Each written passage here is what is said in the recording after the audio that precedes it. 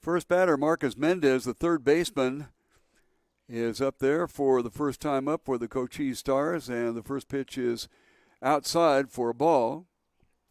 On the mound is Fimbres, right-hander against right-hander here.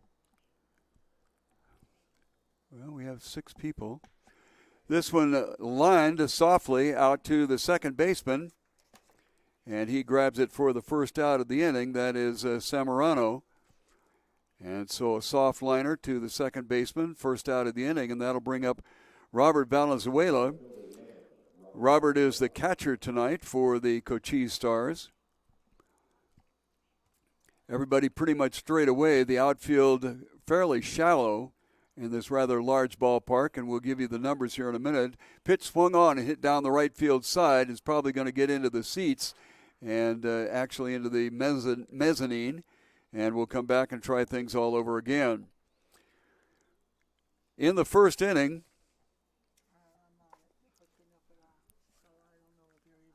well, I've got numbers here, so we'll hope that it's working. Outside for a ball, 1-1. No, it's not physical. It's we got it here. For some reason, we can't get it there, and I don't know why. I don't know what's happening out there, but we do have 8 people watching. Okay, this pitch fouled off, and the count will go to 1-2. In the top of the first inning, the Tucson champs drew first blood on an RBI single by Robert Campillo. And the score is 1-0 for the visitors right now. All these players are pretty much connected in some way, shape, or form to the Tucson area, either former high school ball players who have moved on to a collegiate situation or graduated high school seniors. Swung on and missed, and that will rack up the first strikeout for Mr. Fimbres. Second out of the inning, and that'll bring up the second baseman, Alejandro Martinez.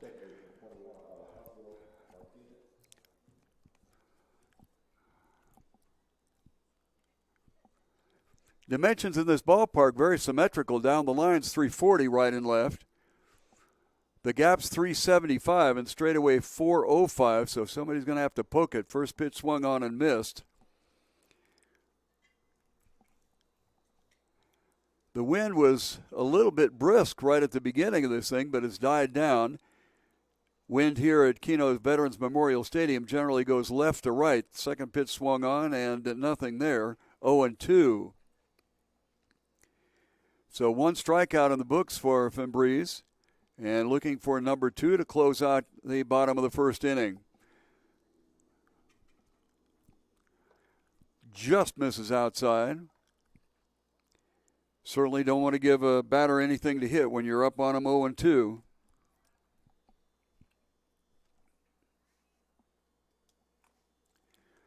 At the set, 1-2. Bases clear. Swung on down to third base. Backs up on it. Has a long throw across the infield. Good strong arm by Nathan Baez. And that will record the 5-3 out and the third out of the inning. 3 up, 3 down, nothing across here. Only 10 pitches thrown by Fimbres, so that's a good start for him. No hits here in the first inning, and after 1 full inning of play, it is the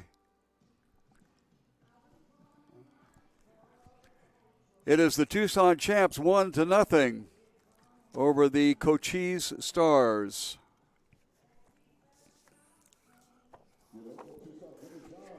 One of the sponsors here for our webcast, Elite Sporting Goods over in the 3600 block of Campbell. Now they have a deal going on right now, today and tomorrow. 10% off if you mentioned that you heard about them on the Sunbelt College League Network. The stores is open from 9 until 3 tomorrow, so stop by and save. That's Elite Sporting Goods at 3640 Campbell Boulevard.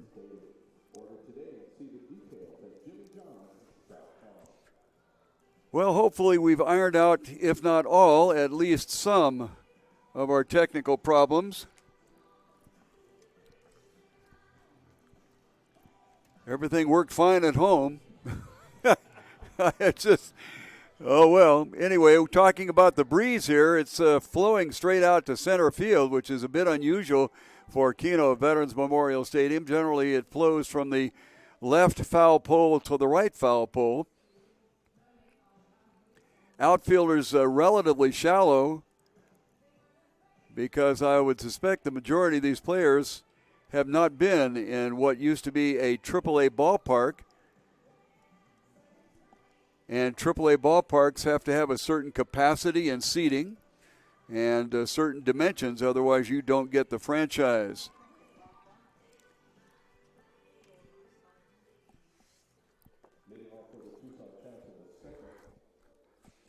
It'll be numbers 7, 8, and 9 in the batting order, Kaiser, Ferreira, and Soto Romero.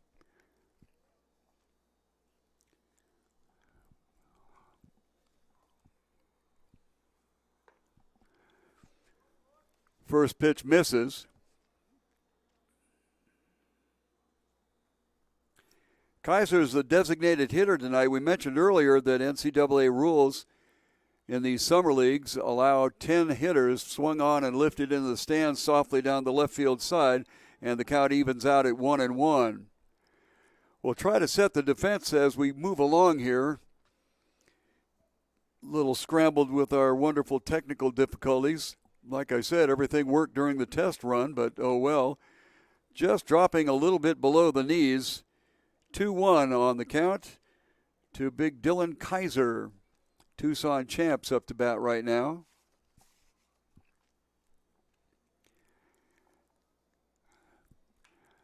Fouled off at the plate. And it'll go 2-2. Excuse me, I had something on the wrong side here. 1-2. Let's try it right that way.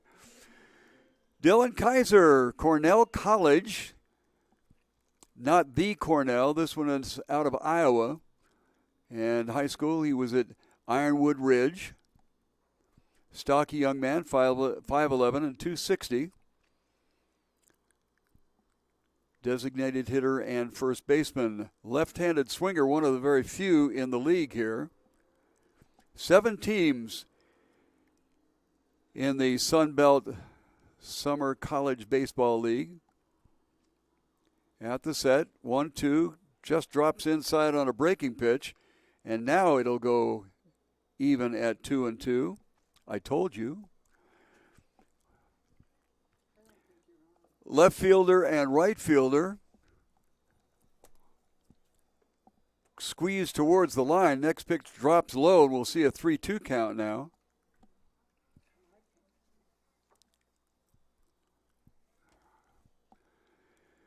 Middle infielders on the outfield grass, first and third, a few steps inside of that. Big swing and nothing there but air, so a strikeout for the first out of this, the second inning.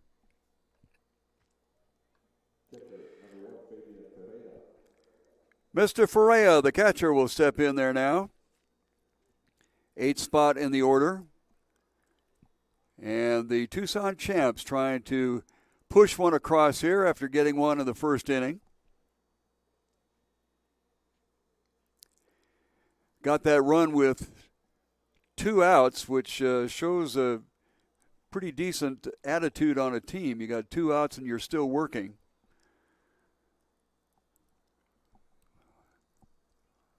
Oh, 1 count. Off-speed pitch laced into left field for a base hit. That'll be the 3rd base hit of the ball game for the Tucson champs as they're loading up the lumber just a little bit.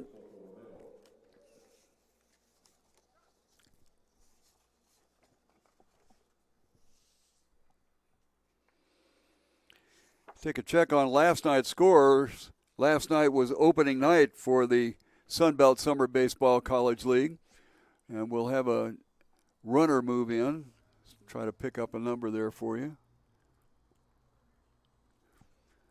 So a man on first, 1 out in the top of the second inning. 1 run across from the first inning for the Tucson champs. From the left side, one of the few lefties in the league. This one lifted into left center field. On his horse is the center fielder, and it will drop in. Racing it down, Andre Green, and that will move a double For Sotomayor, Soto Romero.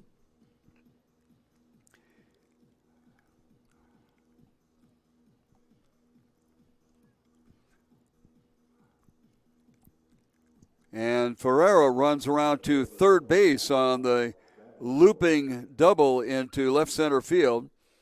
And that will bring up A.J. Van Bogaert.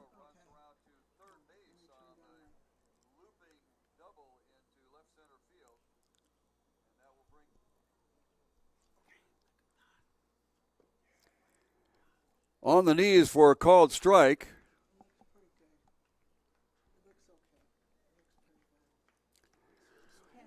So hopefully we are up and moving. I appreciate you being so patient during our technical troubles there. Runners on second and third. There's one out here in the top of the second inning as the Champs are trying to bring across a run, at least in duplication of their first inning. Pitches outside, 1-1. So Faria is on third base. Soto Romero is on second after a looping double to left center field.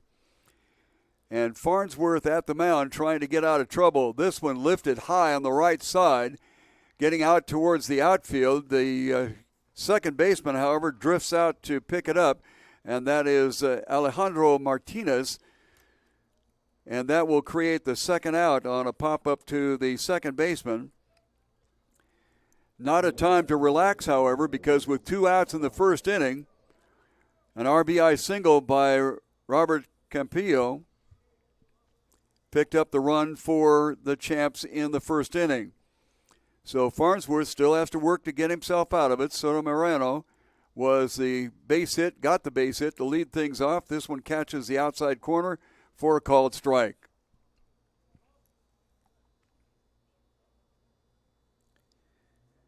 Zamorano got a hit to right field. And that started things off in the first inning. He's the top of the order. This one lifted high to center field.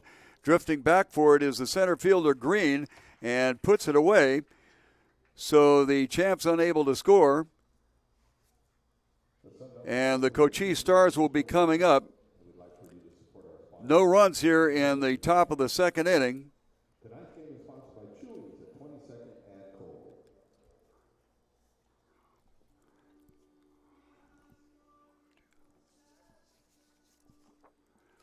O'Reilly Chevrolet would like to let eligible military personnel know that you get military supplier pricing plus a $500 discount buying a car or truck at O'Reilly Chevrolet.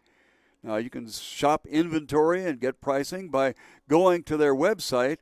That is www.o'reilly.com. Now, there's an apostrophe when you use the name and see it on the sign at 6160 East Broadway. But when you go online to shop, drop the apostrophe. Military personnel get a great deal at O'Reilly Chevrolet.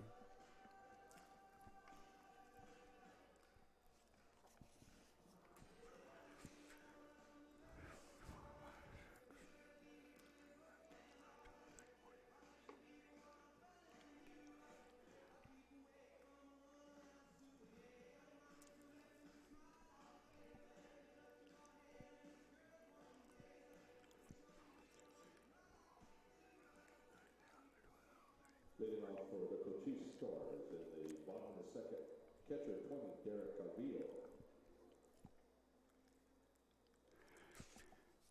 Moving to the bottom of the second inning, we will pick up with things here. Where did they bounce something? Okay. First pitch is a ball. It'll be batting positions 4, 5, and 6 for the Stars. Calvillo is at the plate. He's the catcher. Lifts one into the stands on the right side, and the count will even 1-1. Sedano, the first baseman, will be next hitter, and the designated hitter, Daniel Gonzalez, will be in the hole, as they say. 1-1 count, way outside.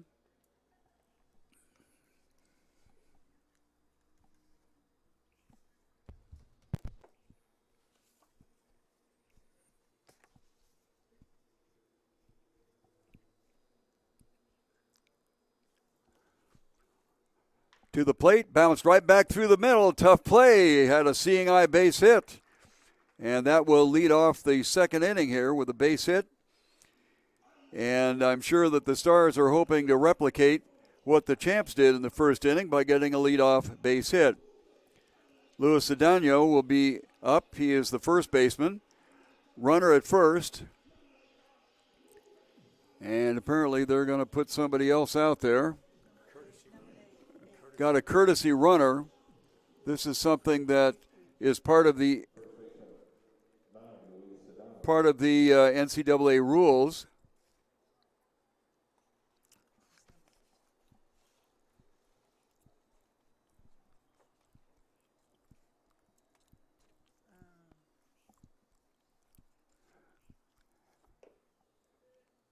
Derek Avila is the runner.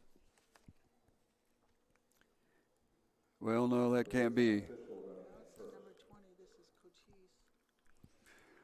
Okay, Luis Cedeno. First pitch a ball, second pitch a strike.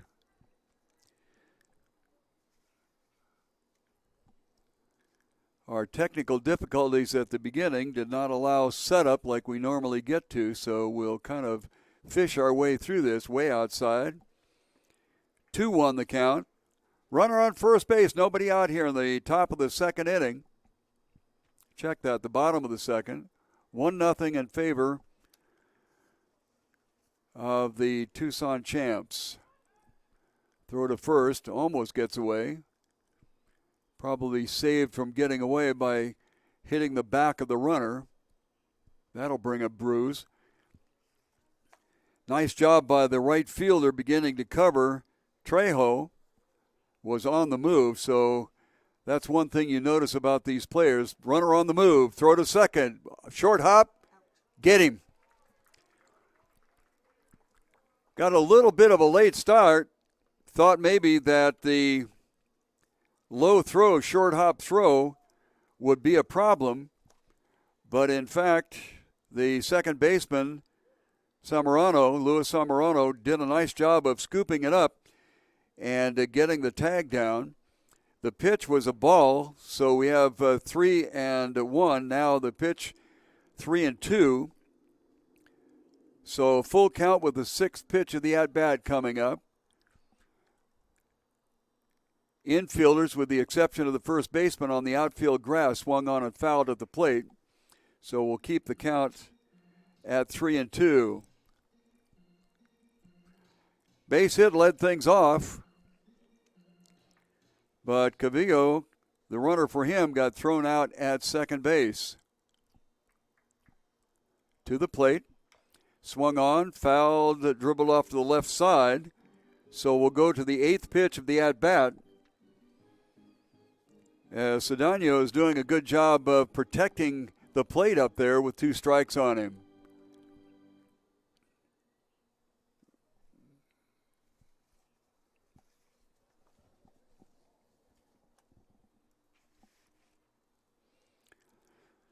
"3-2, swung on and fouled at the plate. Take 11 pitches and hit to right. I think that's an old baseball adage, isn't it? No, I think it's take 2 and hit to right, but that's all right. We'll expand it here as the 11th pitch of this at-bat for the 5-hole hitter Luis Cedeno. Way high, and he draws a walk, a very patient walk, as a matter of fact. And that makes the throw out at second base not too productive. But a runner on first now. Daniel Gonzalez, the designated hitter, will step in there.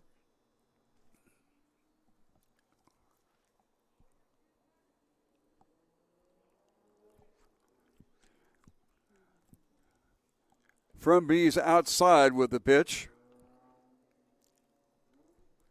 He's been doing a pretty good job of getting the first pitch strike in. At least 4 out of the 6 hitters that he has faced, and that's the strength of a hitter. This one looped down right field side on his horse, going a little bit deeper than I actually thought it was going to go, is Pete Trejo, and he gathers it in for the out. fairly warm and dry here in Tucson, Arizona, and that ball carried a lot more than I would have expected. Trejo did a good job moving towards the line and marking it and picking off the out number 2, and that'll bring up Andre Green. Green recorded a couple outs defensively last inning. Looked pretty good doing so. First pitch floats high.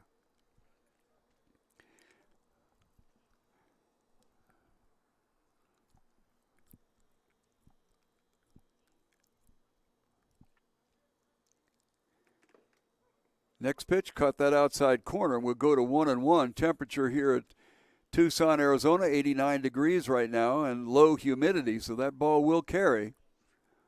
And it was certainly demonstrated there with the Daniel Gonzalez out to right field. Not much of a leadoff at first base.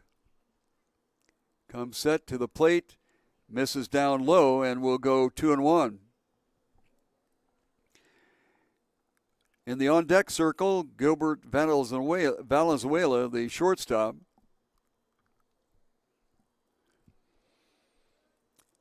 So pitcher battle right now. Fouls off to the right side. And it'll go 2-2. Fimbres went to 11 pitches and then finally lost Cedeno, who's at first base right now. And Andre Green up there with a 2-2 count. Wind is still moving kind of towards left field. Again, somewhat unusual for this area. Outfielder's fairly shallow. Swung on, down to the third baseman. Picks it up, cross the infield, 5-3 out, will end the inning. Nothing across for Cochise here in the bottom of the second inning, despite getting a leadoff single. So it's still 1-0 in favor of the Tucson champs.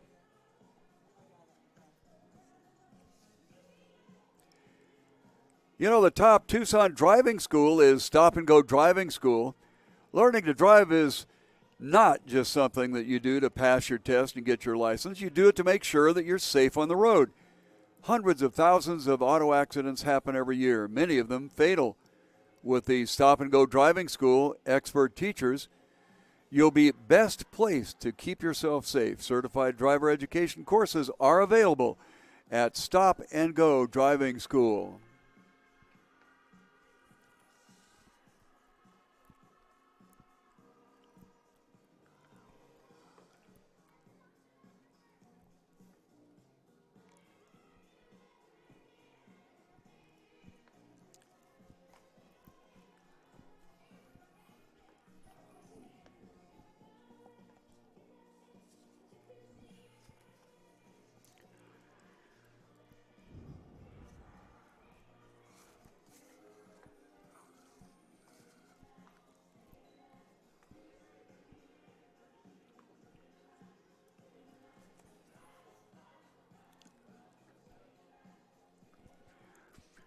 Well, Brandon Farnsworth out to work his third inning. So far, he's gotten 33 pitches and given up 4 hits and a run. So we'll see how things work out for him here with the 2, 3, and 4 slot coming up. Pete Trejo from the right side. Big swing and a miss for a strike.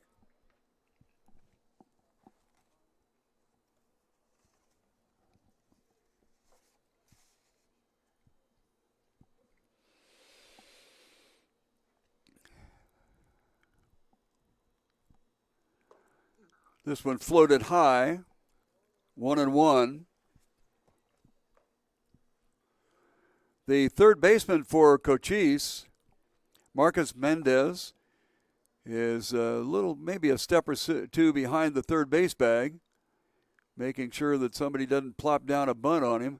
This one right at the top of the strike zone for a called strike. 1 ball and 2 strikes. Trujillo in the first inning struck out, swinging on a 2-2 pitch. And I'm sure Farnsworth would like to duplicate that here on the 1-2 pitch right now. hit him. So that is the second player put on via the hit by pitch. Ricky Martinez in the first inning got plunked in pretty much the same place that Trejo got nailed. Got a shot in the wallet pocket there. Nathan Baez up there. He flew out to right field his first time up. 0 for 1 on the evening. First runner is on now. And that's how Tucson got their first run in the first inning with the leadoff hitter getting on. First pitch of ball. Baez, the third baseman for the Tucson champs, moved to first, not in time. When we get a break here, we'll take a look at some of the scores that happened yesterday. Each evening there's one game here in Kino Stadium and then a couple of games in what used to be the practice fields for Major League Baseball. This one sky high, an elevator shot. Don't know if they've got a chance on it. They do. Not too much communication between Cedeno, the first baseman, and the catcher Valenzuela, and the ball drops in for a strike. Basically, under those situations, your corner infielders have the call over the catcher every single time. And it did not look like the first baseman went over there, Cedeno, and took charge of what was going on. So we'll try it again with Nathan Baez. Another move to first base. Frankly, Trejo does not have much of a lead. Although the Tucson champs have run that hit and run a couple of times, this one a high strike swinging and missed. 1 ball and 2 strikes.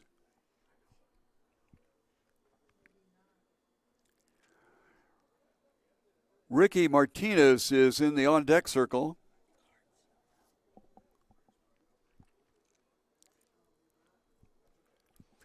One-two pitch on the way. Almost hit him. It gets away from the catcher. And the wild pitch will move the runner down to second base into scoring position as the count evens for Baez at 2-2. Pretty evening here in Tucson, Arizona. Clear skies and with the outline of the Catalina Mountains in the background. Pleasant evening to come out to the ball field. We're here every weeknight except Wednesday, and of course on Sunday we're dark. Swung on, foul left side.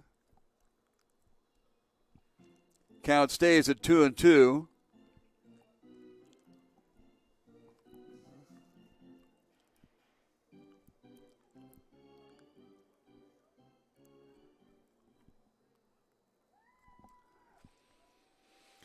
Runner at second base by way of being hit by a pitch and a wild pitch moved him over to second. This one way outside, and a wild pitch will then move the runner to third. So 2 wild pitches thrown in there by Brandon Farnsworth. And he's got a runner 90 feet away. Wild pitch this time will score him. 3-2 count on the hitter, Nathan Baez. Of course, first base open. And a walk here really wouldn't hurt anybody. Belted, left field. The left fielder going back, and it's over his head. It will one-hop the wall as going back for it is the left fielder trying to corral it, and that will be a stand-up double and a RBI double for Nathan Baez. Coming in to score to make it 2-0 now in favor of the Tucson champs is Pete Trejo, and coming up will be Ricky Martin. Ricky, the last time up, got plunked in the wallet. So runner on second, nobody out, and it looks like the Tucson champs are sending somebody down to the bullpen to warm up a little bit as Farnsworth has kind of lost sight of the plate. This one ripped to third. Nice grab by the third baseman. Low throw to first, and it gets away from the first baseman. Well, a very, very nice play to even corral the ball, but he had plenty of time because the ball was well hit, just needed to get his feet set. The runner remains at second base.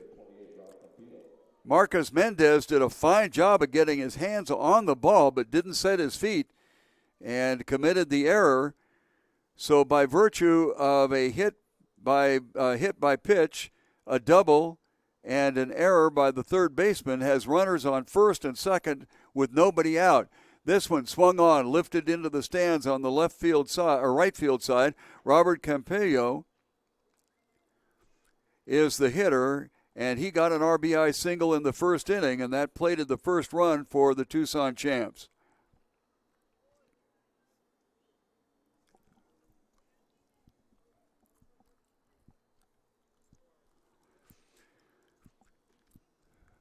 We'll try to catch the number of the pitcher warming up out in the bullpen for Cochise. On the knees for a called strike, so Campillo is down 0-2.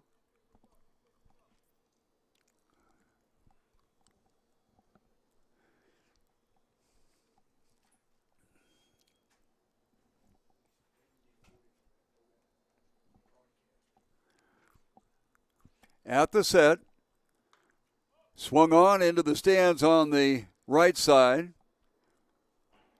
A little late and a little under.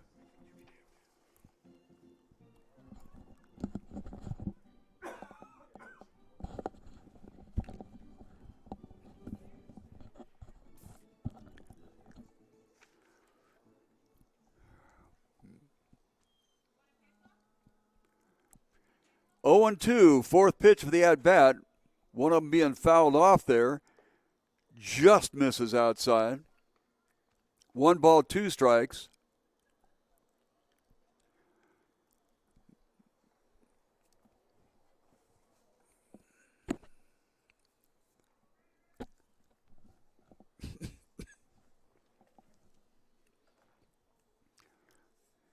Farnsworth taking quite a time here, trying to settle himself and get himself out of trouble. Woo! Line right back at Farnsworth. Somehow he grabbed the ball and doubled the runner off first.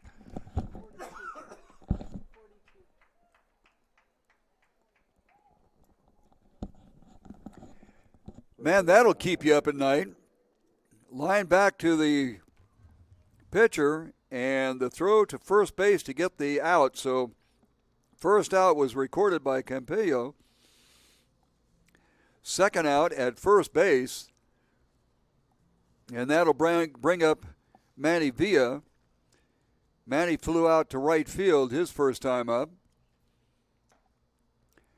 High and outside, but a called strike. That's another thing about this league. They tell the hitters that they need to be up there swinging the bat and tell the umpires that there is a fairly liberal strike zone. Miguel Parra behind the plate as an umpire tonight. This one a little bit higher didn't get called. John Gross is the base umpire.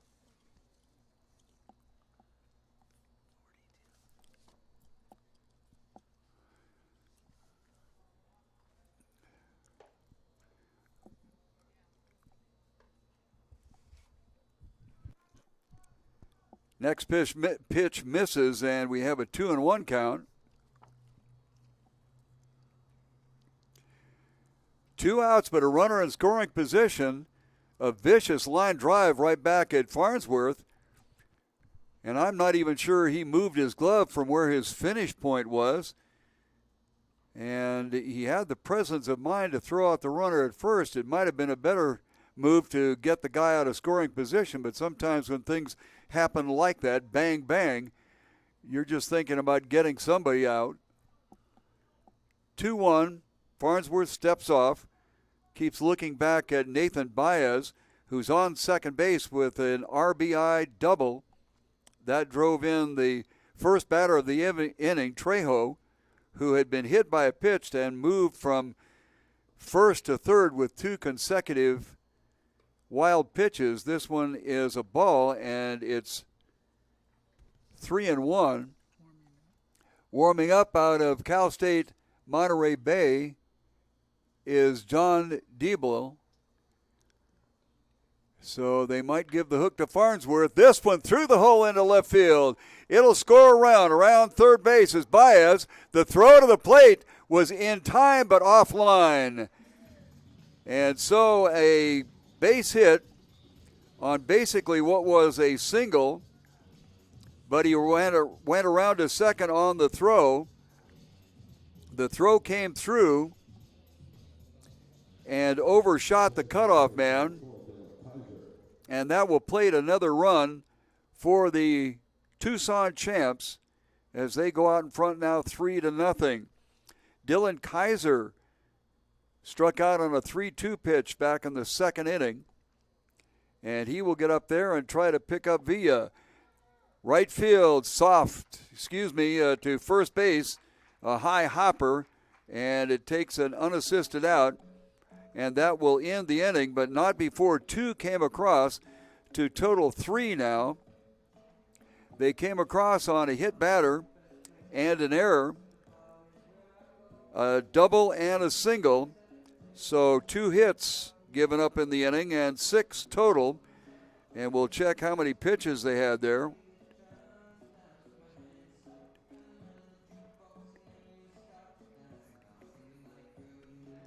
23 pitches in that inning, the most pitches in an inning for Farnsworth so far. And he has 56 on the game with somebody warming up behind him.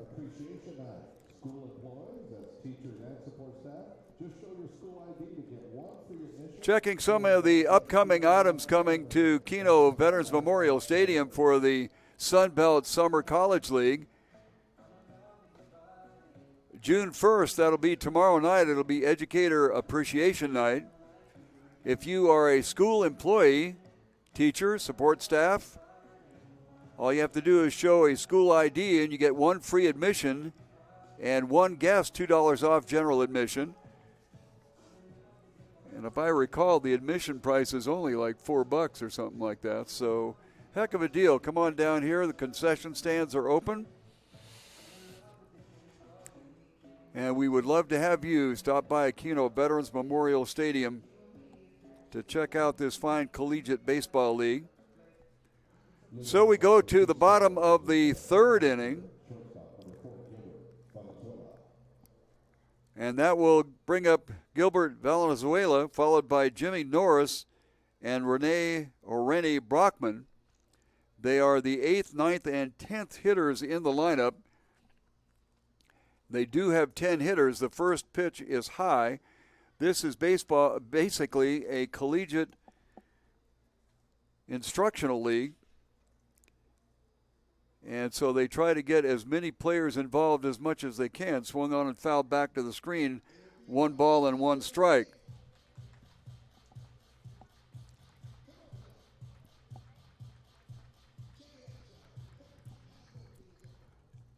Gilbert Valenzuela III, way outside, 2-1. He is one of 3 or actually 4 players on this team that come from Friends University. We'll have to look up and see where Friends University is. This one on the outside corner, and the count will even at 2-2. Gilbert went to Buena High School, and he is league age 21. And once again, we get somebody plunked. Wichita, Kansas. Friends College University is in Wichita, Kansas. 4 years. So we have 4 young people from that location. And the one thing about college coaches and sending their players to this league is that there's no travel. And that is very, very positive, because there are some of these collegiate leagues around the nation that will go as much as 500 or 600 miles from one game to the next. Jimmy Norris, the extra hitter, is up there on the knees for a called strike.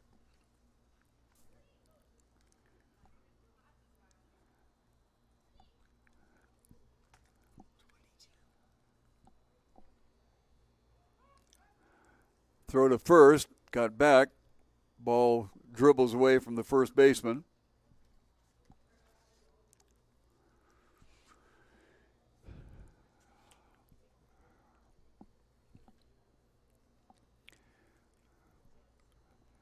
Man on first, nobody out here in the bottom of the third inning. Swung on and lifted high to center field.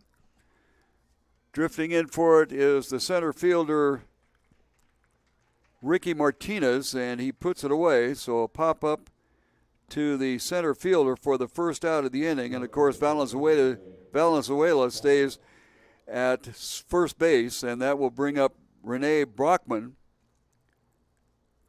Brockman, the right fielder tonight for Cochise. With one out and a man on first by way of an owie. Got plunked in the back. But down the first baseline, pretty strong. And the first baseman will just wait for the runner to come down that way and apply the tag, Manny Villa. So unassisted to the first baseman for the second out, but that will move the runner into scoring position and bring up the top of the inning. Top of the batting order, Marcus Mendez, the third baseman, lined out to the second baseman in the first inning in a 1-2-3 inning for Cochise, getting them off to a little bit of a slow start. Look back at second, not much of a leadoff there. First pitch just misses outside for a ball.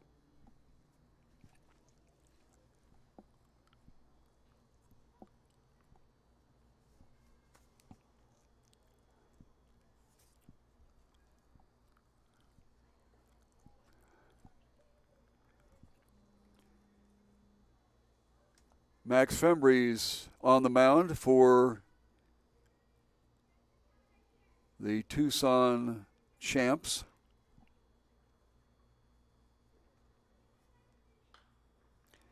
Lifted high to the right side and out of play.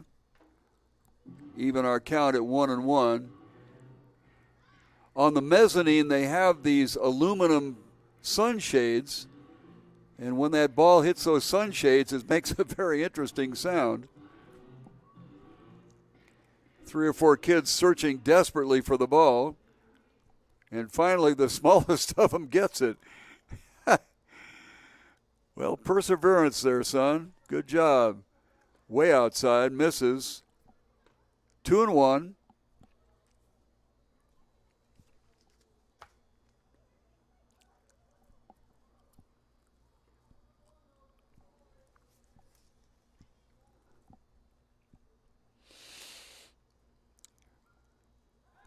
Almost a throw to second base. The second baseman and shortstop weren't quite together on who had the coverage there.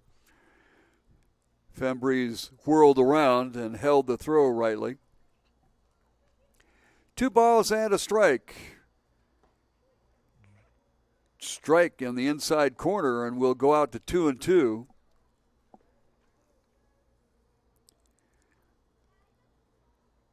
Fembry's has only gotten 1 strikeout, that in the first inning, the second hitter he faced. Swung on and looped behind the first baseman. He gets over there and picks it off. So the third out of the inning, Manny Villa records it on a pop-up to the right side.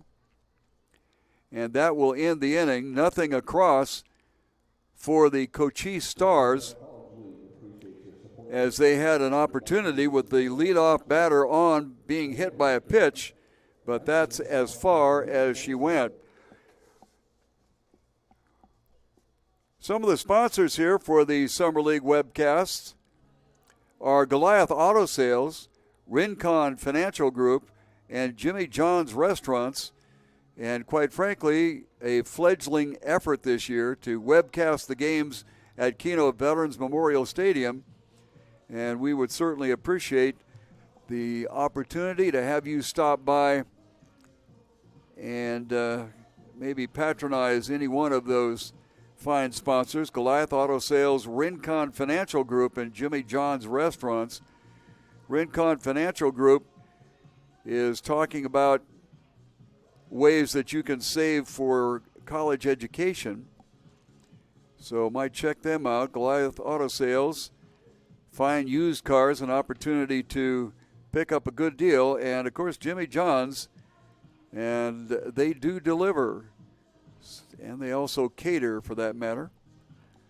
So Goliath Auto Sales, Rincon Financial Group, and Jimmy John's, part of the sponsorship group for the Summer League, Summer Collegiate League here in Tucson Kino Veterans Memorial Stadium. All right, we go to the top of the fourth inning.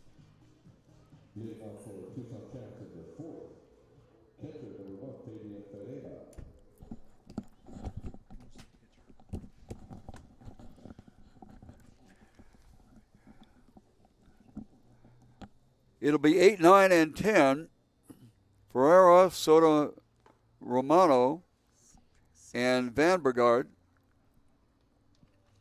First pitch is a strike. Farina is the catcher. He got a base hit back in the second inning, got all the way around to third, and he gets plunked. So some of the pitchers having a little bit of a problem with release points. Brandon Farnsworth still in there. He struggled a little bit in the third inning, gave up a couple of runs, and in that third inning, the first run to come across was on base by way of the being hit by pitch. So hopefully he's not going to replicate that as they come out. While we have a manager talking to Farnsworth, let's take a check on opening season games yesterday. By the way, the field 4, 5, and 7 are the ones that are used out in the back lot here, and they are beautifully maintained as they were when major league teams such as Cleveland, Colorado, and Arizona did spring training on them. Anyway, on field 4, the Rincon Knights held on to defeat the Cochise Stars 7-6. So the Stars here tonight 0-1 on the season. First pitch is swung on by Soto Romano, and it will just make the seats as both the left fielder and the third baseman headed that way to take a look. Meanwhile, action on field 5 last night saw the Aztecs shut out the BNL Rockets 9-0. And finally, the game on field 7, the Old Pueblo Kings plated 12 runs to only 7 for the Tucson Champs. By the way, if you're from out of the area, this pitch swung on and hit into center field. We'll see if the runner goes first to third. He is held up at second base. So 2 consecutive players get on, and the second base hit for Soto Romero. He got a double in the third inning and responds with a single here in the fourth. So 2 runners on and nobody out. And we'll see how long Farnsworth lasts out here. Little discussion with the umpire. I think they're trying to make sure about all the rules and regs and how this works. Van Bogart, the left fielder, is the next hitter, and they will bring in a pitcher. 42. So the pitcher coming in for the Tucson Champs is Mikey Villa. He attends Arizona Christian University. He went to South Point here in Tucson. A lefty, 17-year-old. One of, let's see, 1, 2, 3, 4, 4 South Point players for the Tucson Champs. They've got several players from Tucson High School.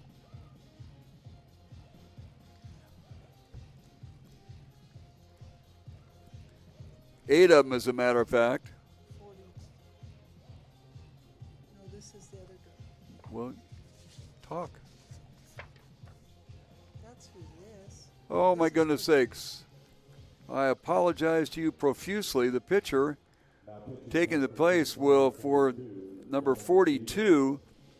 This is Jonathan Diebler. As I mentioned, we had some technical difficulties at the beginning of the game, and so we didn't get as many names on rosters and things like that as normal. So Farnsworth goes out with 3 innings pitched. He goes into the 4th inning.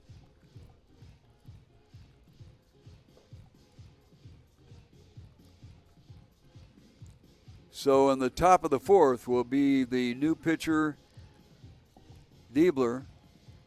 He is from Cal State Monterey Bay and prepped at Saharo High School here in the greater Tucson area. Young man is 21 years of age, 6'1", 210 pounds. Has a December birthday. So we got the scores in.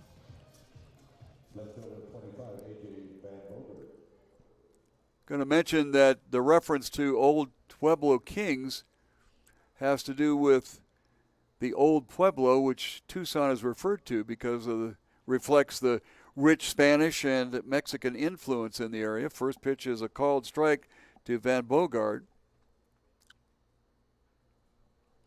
2 runners on, 1 in scoring position, first and second. Van Bogart popped up to the second baseman back in the 2nd inning. Next pitch is outside.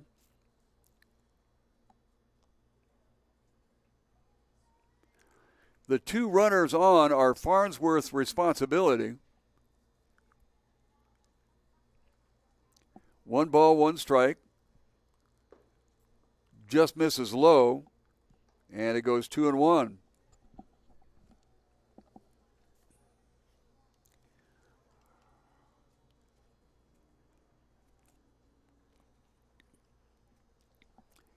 At the set is the new pitcher. Rides up high just a little bit, and Van Bogart will be looking at a 3-1 count with runners on first and second and nobody out in the top of the 4th inning.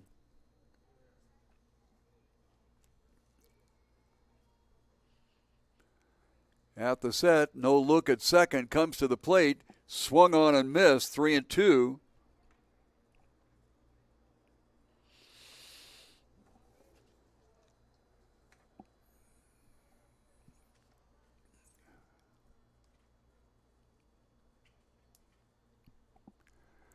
Three-two pitch to the 10th hitter in the lineup.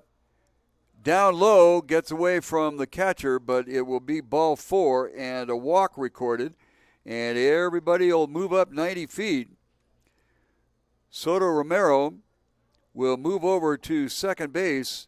So now 2 runners in scoring position with Ferraro at third base, Soto Romero at second. And that will get us to the top of the order. Zamorano, who led things off with a base hit and came around and scored in the 1st inning, flew out to the center fielder, and the first pitch swinging fouled off for a strike.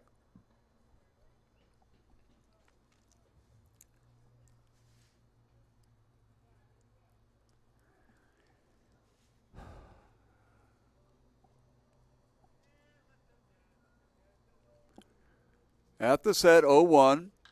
This one lifted into shallow right field. Coming on strong as the right fielder makes it. Oh, almost got it. Made a tremendous effort. Came off of his glove. And certainly am going to give a base hit on that because if he had caught that, it would have been an outstanding play. The right fielder, Randy Brockman, came a long way to at least get a glove on it, and basically in the scorer's book, if a player would have made a fantastic play to make an out but does not because he can't get to it or the ball comes off his glove or whatever, they generally will give it a hit. The next one swung on, lifted deep to right center field. It'll reach the wall, and that will pretty much clear the bases around second base. And headed into score, and they hold him up at third base. So that was Van Bogart, but everybody else came home.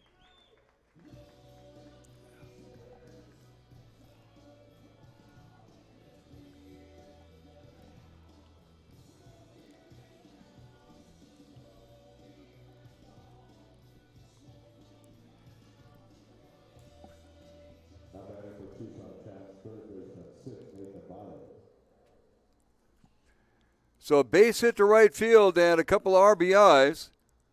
Soto Romano is held at third. This one fouled off to the left side. This is Nathan Baez. Baez flew out to right field in the first and got an RBI double in the third. First pitch swinging.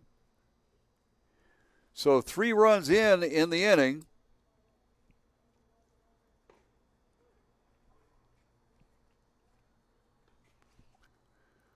Runners at first and second.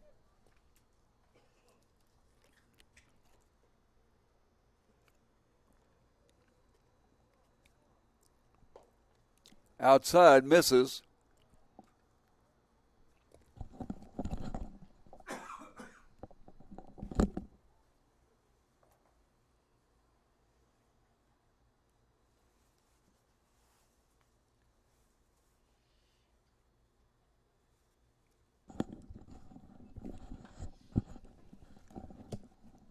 Fouled at the plate and into the dugout. 1-2. So the Tucson champs last night, coming up on the short end of a 12-7 count, have racked up a 6 spot. And the pitch in there for a strike. And that will be the first out of the inning. Ricky Martinez has been on twice, once by being hit by a pitch. That was in the first inning. In the third inning, he got on an error by the third baseman. Well, that was the proverbial 40-foot fastball. The distance from the pitcher's mound to home plate, 60 feet, 6 inches. So needless to say, the ball bounced well in front of home plate as Diebel missed his release point on that one for sure. First base is open, only 1 out here. In the top of the 4th inning, this one down low, swung on and missed. So for Ricky Martinez, that will even things out. Ricky, the center fielder tonight.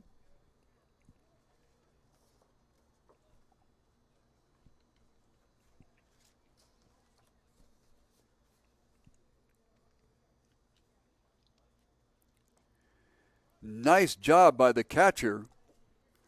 Kind of backhanding that and keeping it from going all the way to the backstop. Robert Valenzuela did an outstanding job there.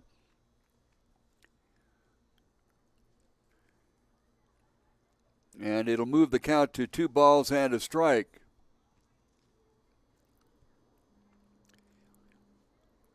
Ricky Martinez, a graduate in 2016 of Tucson High School.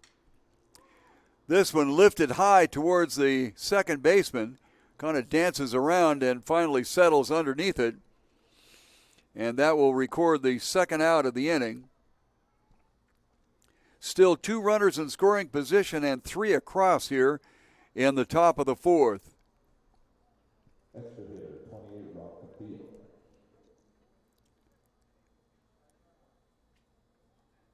Robert Campapillo got an RBI base hit in the first inning. That was the first run for Tucson champs. Then he ripped a line drive straight back at the pitcher, then Brandon Farnsworth. Farnsworth somehow or other found it and threw the runner out at first base for a double play. First pitch outside. That's okay. We got to communicate how we're going to do that tomorrow.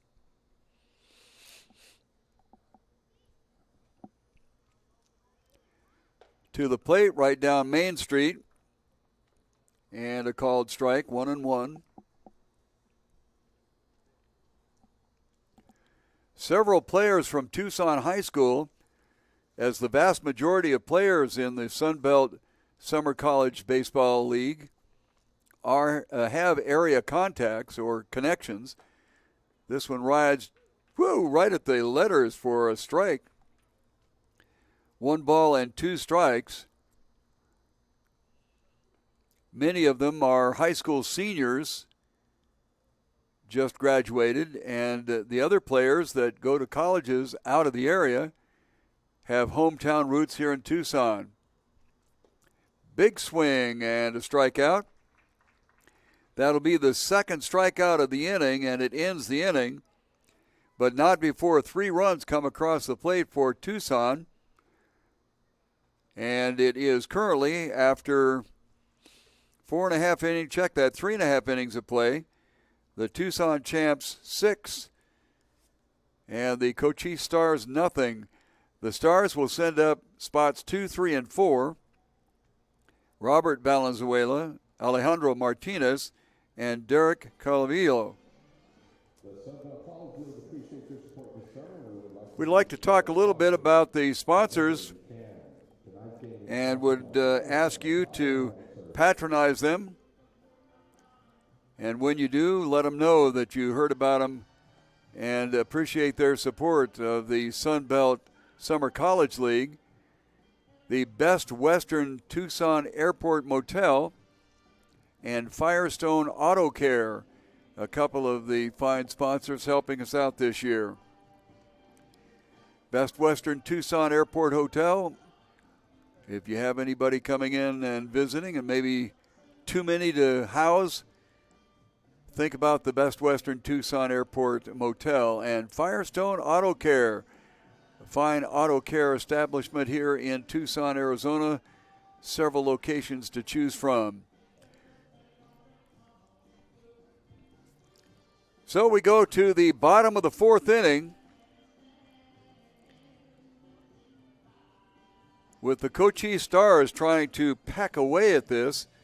They do need to begin to put some players across the plate. They had a runner in scoring position in the bottom of the 3rd, but 3 consecutive outs held him at second base after he advanced there on an unassisted putout at first base. First pitch is swung on, big swing, and comes up with nothing but air. Max Fembries is out there for his 4th inning of work.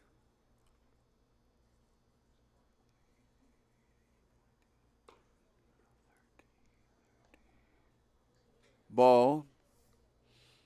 He had 13 pitches last inning, and that gave him a very economical 43 pitches over 3 innings. Woo! Inside, leaning back was the batter Valenzuela. Cochise has only 1 hit tonight, and that was the leadoff batter in the 2nd inning. He will be coming up as the 3rd hitter in this inning. Count goes to 2-1.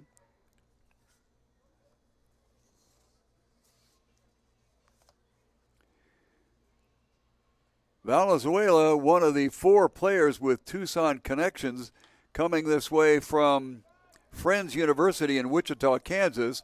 Fouled back to the screen, and a nice job finding the ball and getting back there to make the out is Fabian Fabria. So pop out to the catcher, first out of the inning, and that will bring up Alejandro Martinez. Martinez grounded out to the 3rd baseman, Nathan Baez, in the 1st inning. So this is only his 2nd trip to the plate. As I mentioned, Fembries has had a rather economical outing to this point. First pitch high for a ball.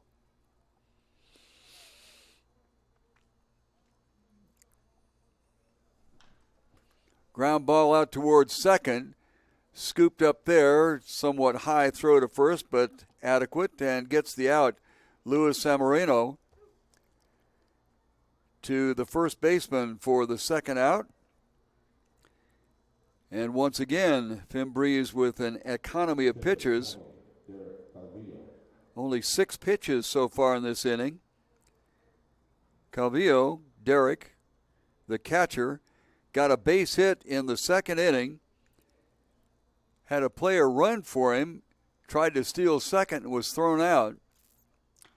lifted foul on the right side into the stands for strike one, 0-1. Fembreeze has been pretty consistent by getting that first pitch strike in, and boy, that makes a difference for a pitcher. Kind of have the batter in your pocket after that. Changeup misses. Ooh, it caught the inside corner for a strike. 0-2.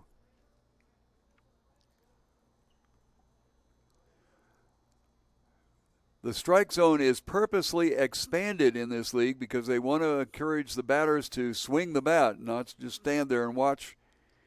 Fouled off. Oh, no, down. Hot shot down to first base side. And grabbing it on a hop is the first baseman, Manny Villa. And Manny will take it himself for the third out of the inning. 3 up, 3 down, nothing across. And so after 4 full innings of play, Fembreeze has a shutout going as his club leads 6-0. Introducing the Frenchie from Jimmy John, their new sandwich with all natural salami and Capicola, real provolone cheese and salted butter. Forget, it's official Jimmy John's fastest and Frenchest sandwich yet. A perfect meal for busy days. Just grab one and go. At any Jimmy John's location in Tucson or order online at jimmyjohns.com and see the details. Available for a limited time.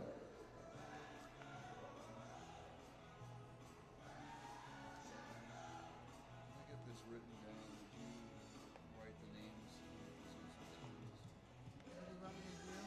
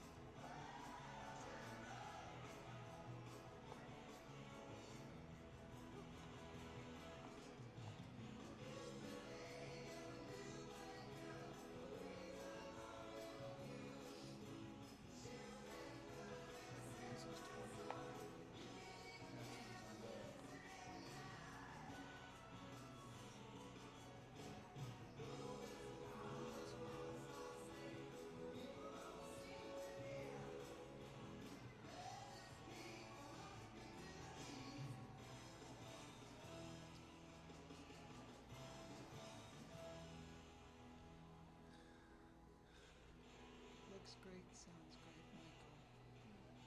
Chase was on.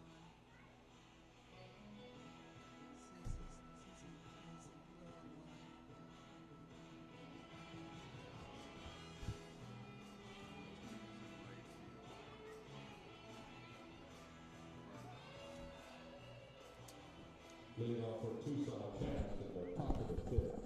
First baseman 9, Manny Villa. Going to the top of the 5th inning, it will be 6, 7, and 8 in the lineup. Manny Villa will lead it off, and then Dylan Kaiser.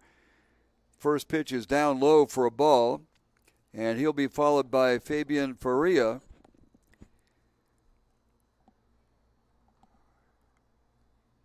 Tucson Champs plated 3 in the 4th inning. They got a couple in the 3rd inning and 1 in the 1st to garner their 6th. This one lifted to shallow center field, coming on strong as a center fielder, but he can't get his hands on it as the little bloop single falls in front of the center fielder, Andre Green. So the second base hit of the evening for Manny Villa, he got an RBI single back in the 3rd inning.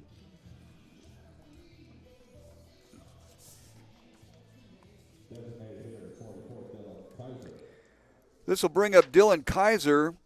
Kaiser, the designated hitter, is 0 for 2 tonight. He struck out in the 2nd inning and got a base hit. Check that, grounded out to the first baseman in the 3rd inning. First pitch swinging, strike.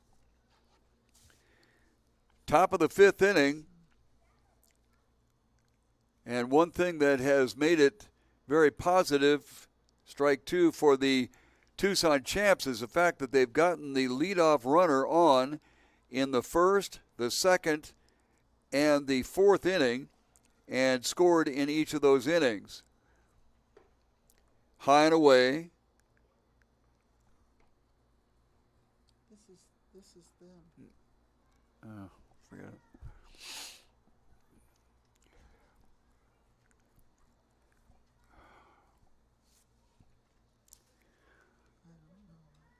Low pitch gets away from the catcher, Cavillo, and there's no advance though. But the count goes to 2-2.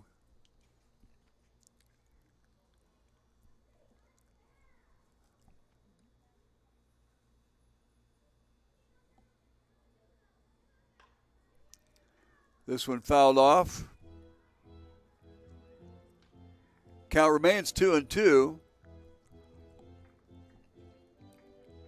On the evening, 9 hits recorded so far by Tucson. Actually 10 because they got one to start off the top of this, the 5th inning. In the dirt on a changeup and a big swing by Mr. Kaiser.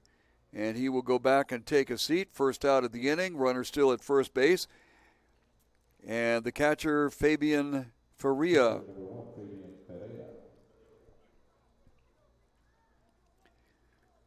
Fabian got a base hit, got around to third base in the 2nd inning, and was hit by a pitch in the 4th, last inning. Moved around on Soto Romero's base hit.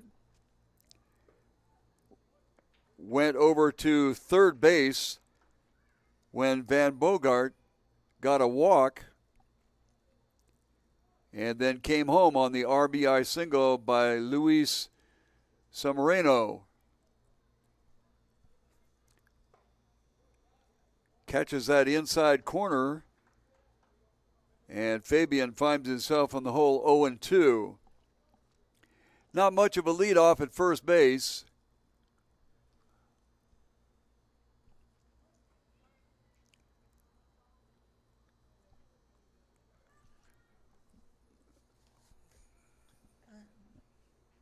That's all right.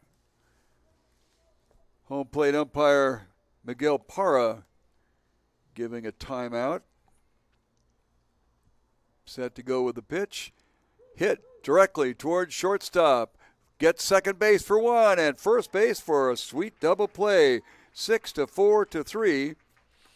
And that will end the inning. Basically 3 up, 3 down, although there was a base hit involved there. And once again, the Tucson champs, for only the second time in this game, get shut out in an inning. They got shut out in the 2nd inning, but they still lead it after 4.5. The score is 6 for Tucson. Cochise Stars, nada. Once again, we'd like to have you check out our sponsors. Whether you actually patronize them or not is okay, but if you kind of let them know that we are appreciative of their support. Chuy's Mexican Restaurant on 22nd Street is one of them. And, of course, Pima County Kino Sports Complex. And you want to mark down July 4th on your calendar because they put on one outstanding fireworks show. In fact, I'll have to admit that I was a little bit arrogant and snooty when I was here a couple of years ago doing play-by-play. And there were some 6,500 people in the stands here. And I thought, oh, yeah, okay, the county's going to probably throw on a 5-minute fireworks show, and that's going to be the end of it. No way. It ran about 25 minutes, so it's an outstanding show and a very inexpensive evening at the ballpark. And the other thing that is very nice about it is the game that will be played that night will only go 7 innings. So the evening will not be markedly long. Max Fimbry is out there for his 6th inning. Check that 5th inning of work. He has thrown 52 pitches last inning. He only faced 3 batters and threw 9 pitches. He's only given up 1 hit so far. And so The 5th, 6th, and 7th place hitter will be up there. Luis Sedano swings at the first pitch outside. Lewis walked on an 11-pitch at-bat in the second inning, but unfortunately didn't get any farther than first base. Next pitch way outside again and swung on. Very smart for Fembrise to come back to that same spot, because sometimes a batter gets hung up on something out there and decides that's a good spot. So to exploit it for a second time was good heads-up pitching. This one runs a little bit high, as you don't on an 0-2 pitch want to give a batter anything in particular to hit. 1 ball, 2 strikes for the first hitter for Cochise here in the bottom of the 5th inning. This pitch outside, and the count will even at 2-2. Very pleasant evening at Kino Veterans Memorial Stadium, and we will be here every night except Wednesdays and Sundays. Swung on way outside and missed for strikeout.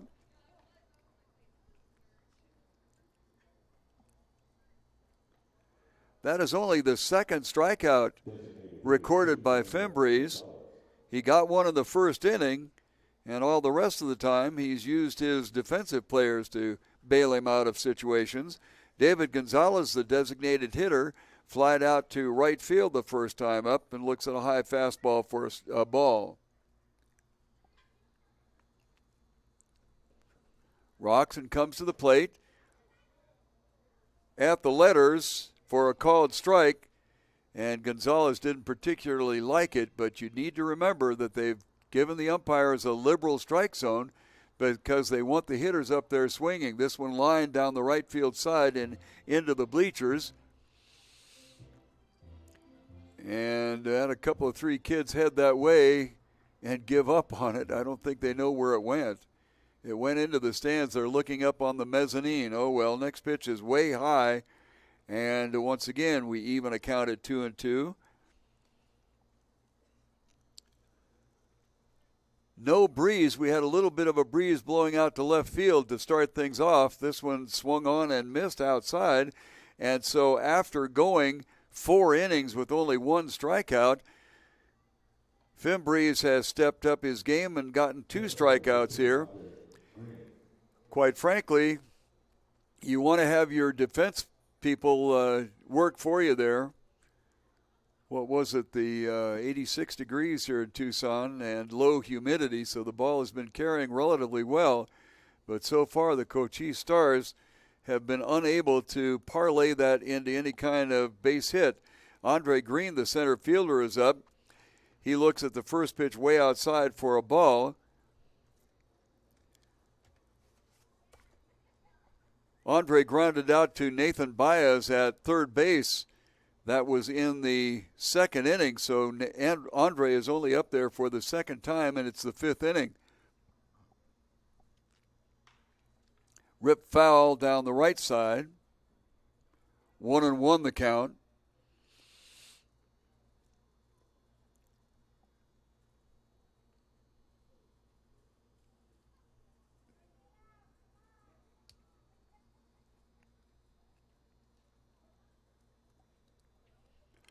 One ball, 1 strike, couple outs here in the bottom of the 5th inning. Nobody on. Change up, big swing, and that will make it 1-2.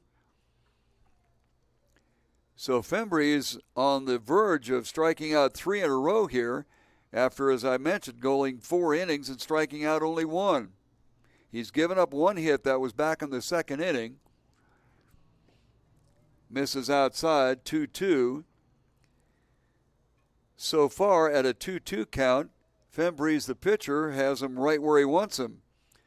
A 2-2 count struck out Cedeno, a 2-2 count struck out Gonzalez, and now Andre Green looking at a 2-2 count. This one misses outside, and for one of the few times tonight, Fembrise will go to a 3-2 count. He had a 3-2 count in the second inning and walked a man. And that is it. So 3-2 for only the second time in the ball game. Last time out at 3-2, it resulted in a walk.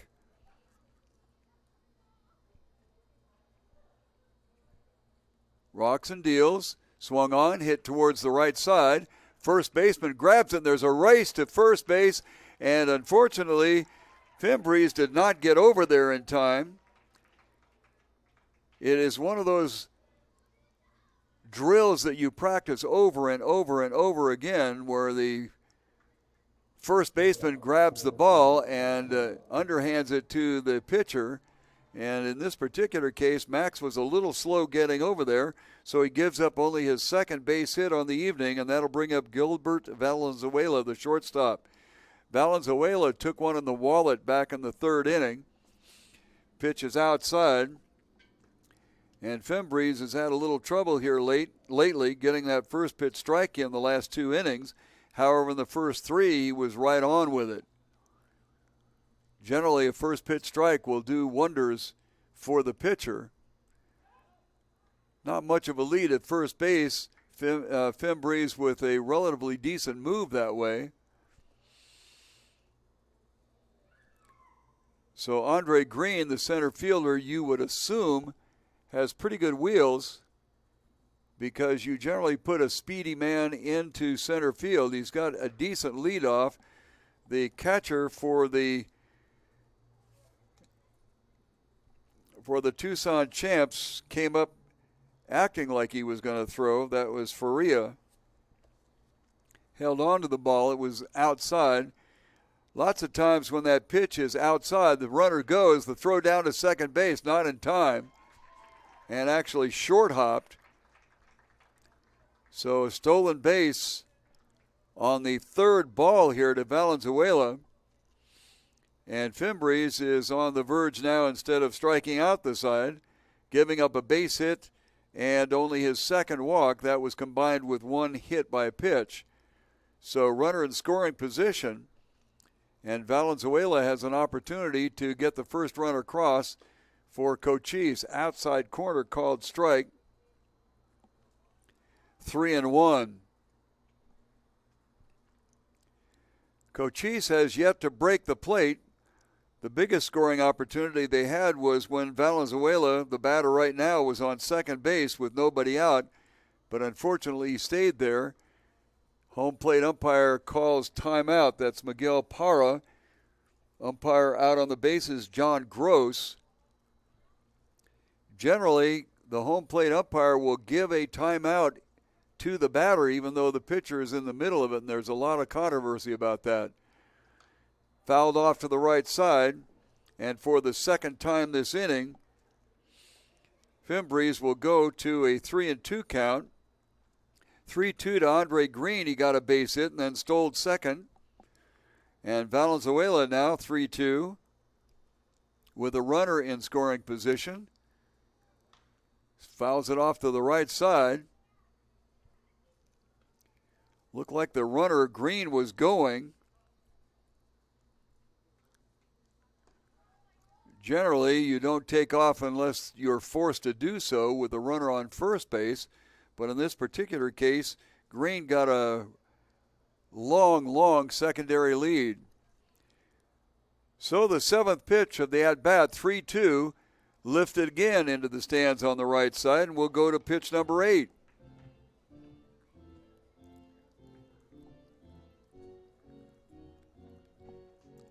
Fimbres has only given up one walk and one hit batter. In both cases, neither hurt him. 3-2. Lifted into right center field, and that will bring home the runner, Green. This one rolls all the way to the wall, and Valenzuela is on his way to third. The throw comes in, and it won't be in time. A triple for Gilbert Valenzuela and an RBI.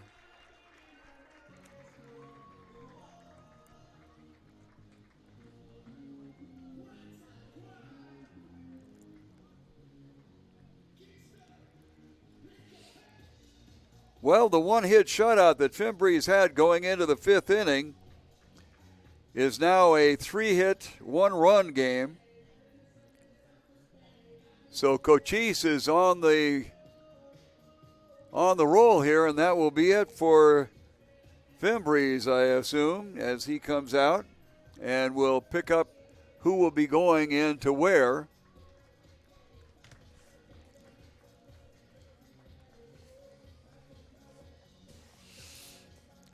So it looks like number 5, Taylor Shaw, will come out. Shaw's hometown is Medford, Oregon. Went to high school there, goes to Rainy River Community College. So Taylor Shaw will come in and pick up the action here. And Fimbreeze went 4 2/3.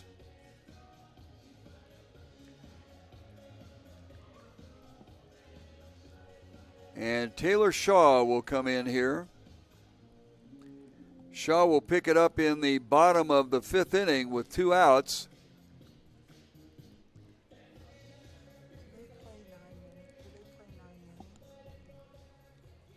Sorry. Are we getting anything? Nothing.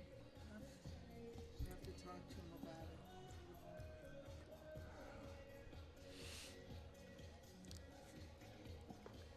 Got an opportunity here to mention one of our sponsors, Elite Sporting Goods. They're over in the 3600 block of Campbell. Now they have a deal going on right now through tomorrow, 10% off if you mention that you heard about them on the Sunbelt College League Network.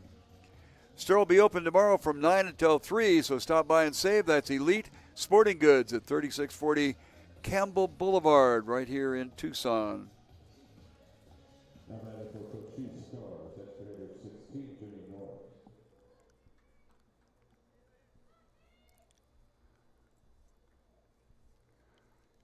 The extra hitter, Jimmy Norris, will step up there. He flew out to center field.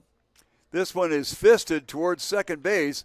Kind of a weird hop, but grabbing it in time to record the out at first base is the second baseman, Luis Zamorano.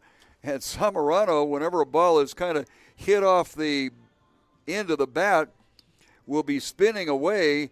And Zamorano began to move to his right, but as soon as that ball hit the dirt, it spun back the other way, and he did an excellent job of getting his hands on it. So the third out of the inning, one pitch thrown by Taylor Shaw, and he gets an out. 1 run scored for the Cochise Stars, and that now makes it at the end of 5 innings of play 6-1.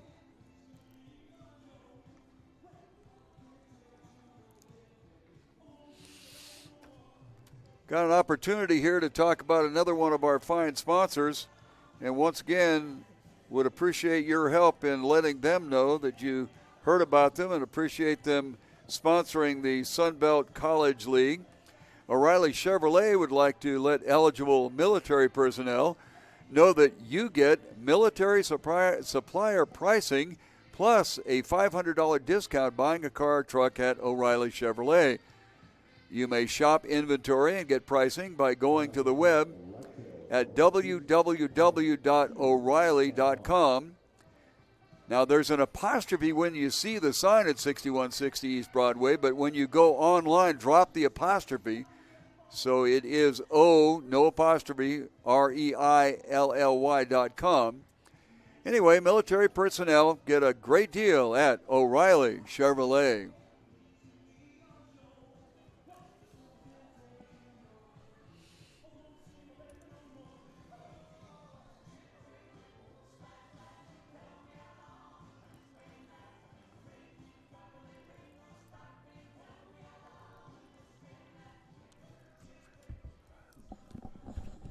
Make sure the pitcher is still in there.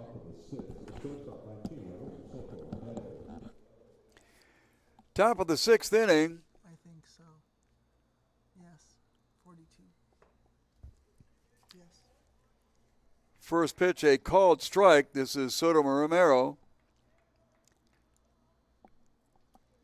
And John Dibble will start his second inning of work. Second pitch, a ball, 1-1.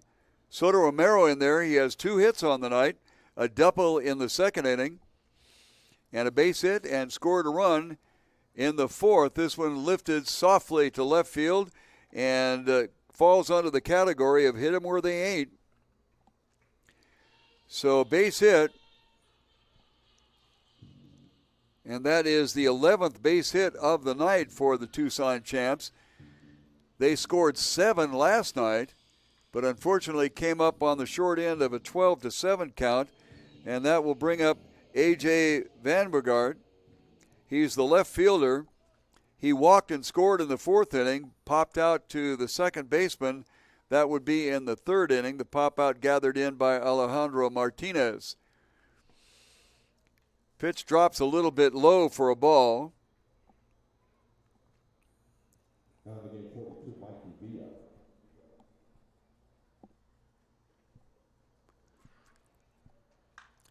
Hit solidly left side, but the left fielder does a great job of getting over there as the ball was really well hit. But it'll be the first out, and the batter, in fact, was number 42 for the Tucson champs, and that would be Mikey Villa.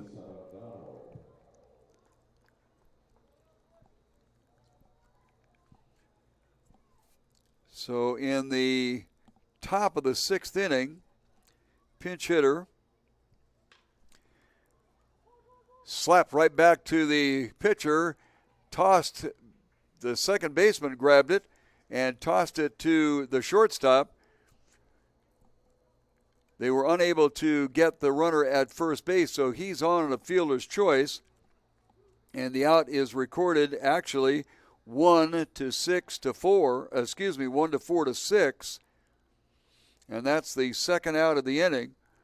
Runner still on first base, and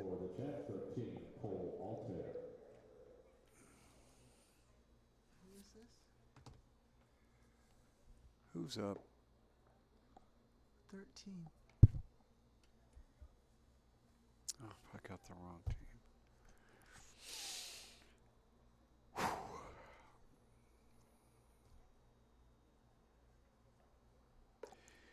Ball high to Mendez. The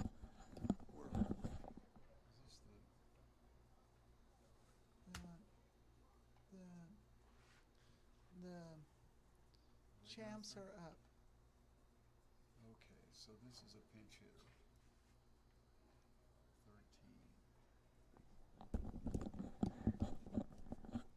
13. Well, get to work on our, high and away.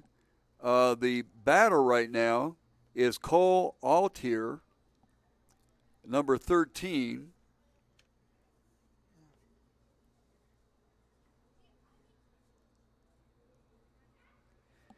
So he comes in the top of the 6th as a pinch hitter. And they decided to go ahead and walk him. In this league, all you need to do is say, put him on, and they did. Down to second base is Samareno. So runners at first and second. So we have runners on first and second. 2 outs. Nathan Bayazeb. He got an RBI single in the 3rd inning. Flew out to right field in the 1st and struck out looking in the 4th. First pitch swinging, fouled down the 3rd baseline.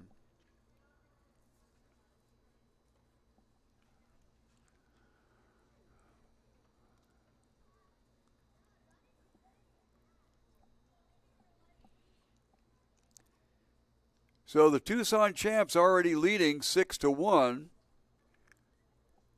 are threatening here in the top of the 6th inning. Pitch low for a ball. Blocked nicely by Cavalillo.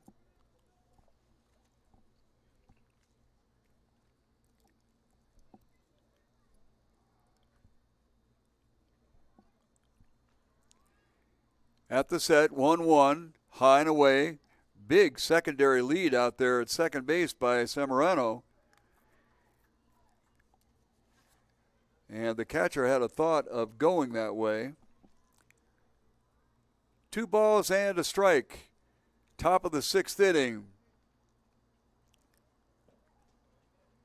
A little bit low for a ball. And it'll go to 3-1. Runners at first and second.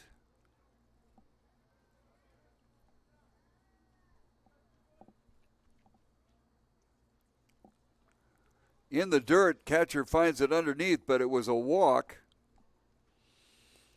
And that will load the bases. And that will bring up the fourth hitter in the lineup, Ricky Martinez. Martinez has made contact with the ball each time. Well, actually twice, and the ball made contact with him once. He was hit by a pitch in the first inning, got on an error in the third, and popped up to the second baseman in the fourth inning. So 0 for 2, Ricky stepping in with the bases loaded and a conference going on the mound.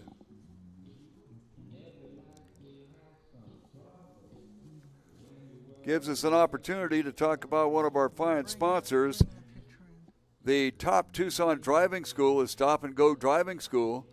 Learning to drive is not just something that you do to pass your test or get your license. You do it to make sure that you're safe on the road. Hundreds of thousands of auto accidents happen every year, many of them fatal. With the Stop and Go Driving School expert teachers, you'll be best placed to keep yourself safe. Certified driver's education courses are available at Stop and Go Driving Schools.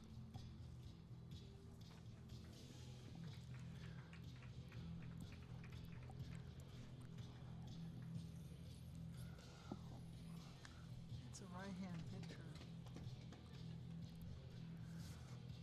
So Cochise will come in to change pitchers.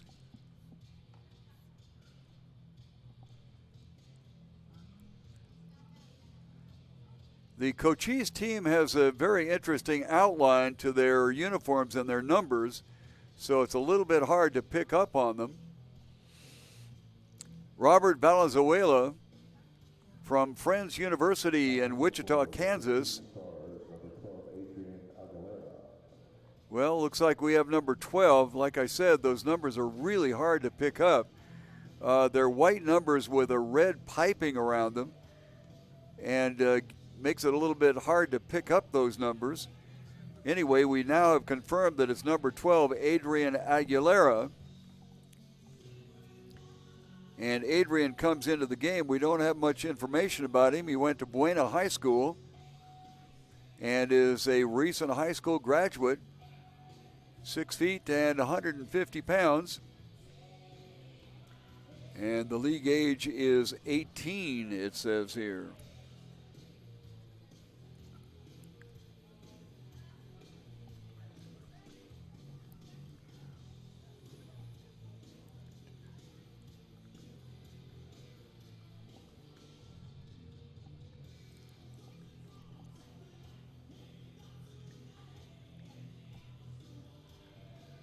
So 2 2/3 innings turned in by John Dibble.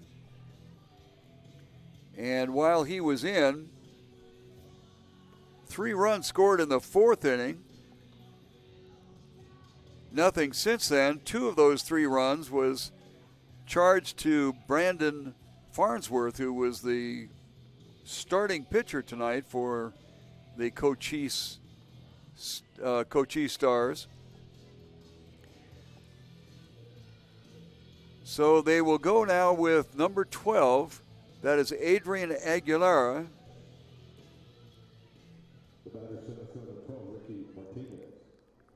This is, Martinez is up.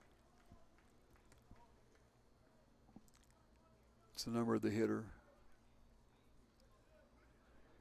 We have Ricky Martinez set to hit. I think that's Martinez. He's number 12. But I thought the PA announcer announced a different name.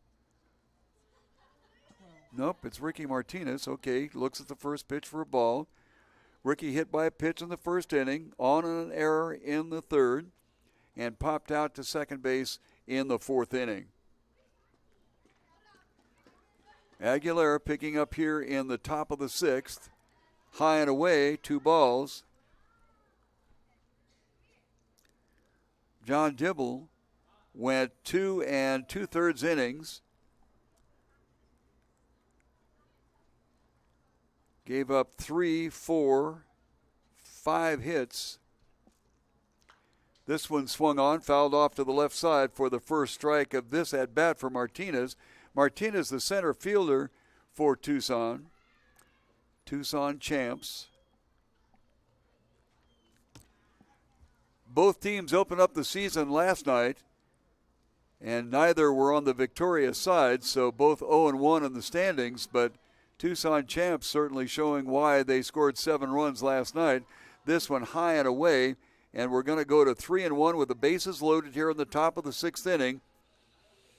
And the Tucson champs leading 6-1. That 1 run was scored in the bottom of the 5th inning. And it looks like Tucson champs will come right back and get some of that back, if not all of it. Down low for a walk. So an RBI walk turned in by Ricky Martinez. That will move Baez to second base. Over to third base will be Altier. And coming in to score, the 7th run will be Samorano. Robert Campanile, the extra hitter, as we mentioned before, this is kind of a collegiate instructional league, and they want to have as many at-bats as possible for the players, and so they have 10 in the lineup. Big swing, looking downtown on that one. Downtown in this ballpark, quite a poke. 340 down each line, 375 to the gaps, and 405 to dead center field. The corner outfielders are relatively shallow, but Andre Green, the center fielder, is well back as Campanile swings at the next one and fouls it back, and it's 0-2. Robert got an RBI single in the first inning, the first run for Tucson champs. Then he lined into a double play in the 3rd inning on a look what I've got by the pitcher Farnsworth, who doubled the runner off second base. And then Robert struck out in the 4th inning. Breaking floater goes outside, and the count goes to 1-2.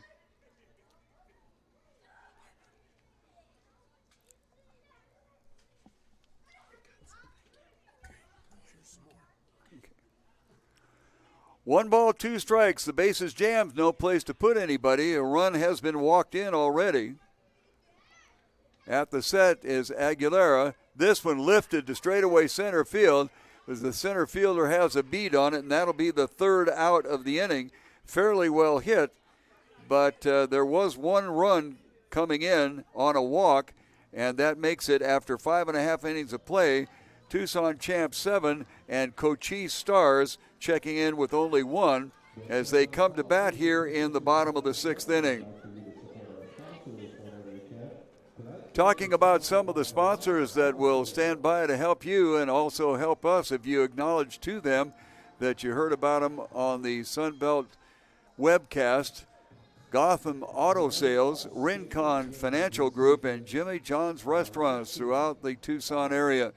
If you have an opportunity to do business with any one of those 3 or just stop by and say hi, let them know that you heard about them and they appreciate their support of the Sunbelt Summer College League. Gotham Auto Sales, Rincon Financial Group, and Jimmy John's Restaurants. They just announced that all stadium games will be live, and they said AlanScottSports.com. Oh, /live. Oh, well, that's all right. They go there, they can go to They go there, they'll see it. live, yeah.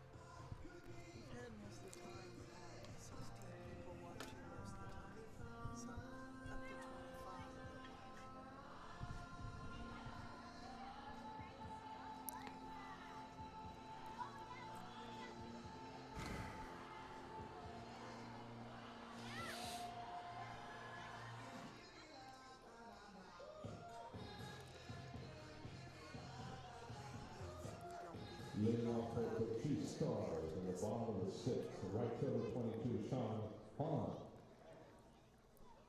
Second inning of work for relief pitcher Taylor Shaw for the Tucson champs. The left-hander came in and threw one pitch and got one out. So that'll work. Big swing by Rene Brockman.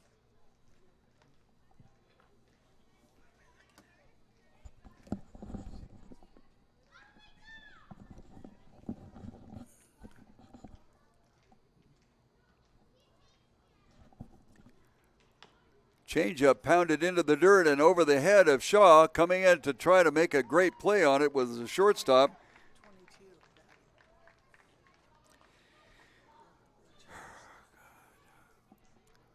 So Cochise sent up number 22, Sean Hahn, who bangs out a base hit. And this is the bottom of the sixth inning. And the batter, Marcus Mendez, as we go to the top of the order. Throw down to first base, almost gets away and advances the runner, but no such thing. A ball to Marcus Mendez, the third baseman for Cochise. He ripped a line drive to the second baseman, but for an out in the first inning. Popped up on the right side to the first baseman in the third. This is his third at-bat, and we're in the sixth inning. At the letters and high for a called strike, 1 ball, 1 strike.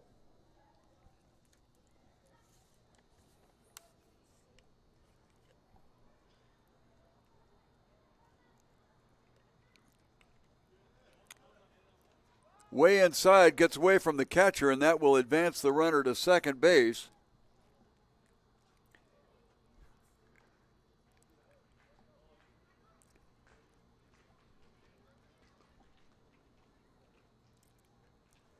So with the runner in scoring position, and this is exactly what Cochise needs to do, is they need to peck away at that 6-run deficit. Unfortunately, they also need to have a stop along the way here. This one lifted softly into right field, short right field, tough play all the way in. To grab it was the right fielder, Cal Altier. So a pop out to the right fielder. Did a nice job of getting a first step jump on that one. At the beginning of its trajectory, looked like it might just float in there. But Altier got there quickly, and that'll bring up Robert Valenzuela. Struck out in the first inning and popped out to the catcher in the fourth. Runner in scoring position. He squares around to bunt, and they try to let it roll foul, but it does not.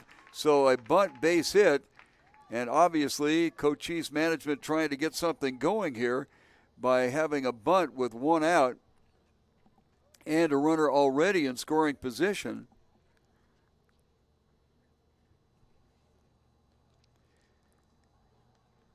That will bring up Alejandro Martinez. Martinez, the second baseman, is over. Grounded out to the third baseman and grounded out to the second baseman. Moved to first, not in time. One out, runners on first and third.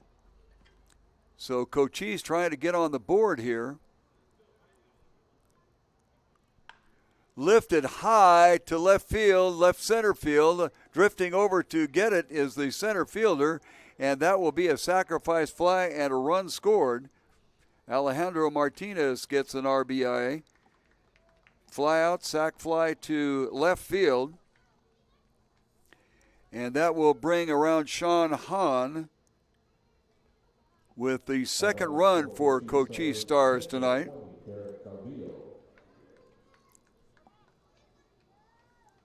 Derek Cavillo, the catcher, comes up there. He got a base hit in the second inning and grounded out unassisted to the first baseman in the fourth.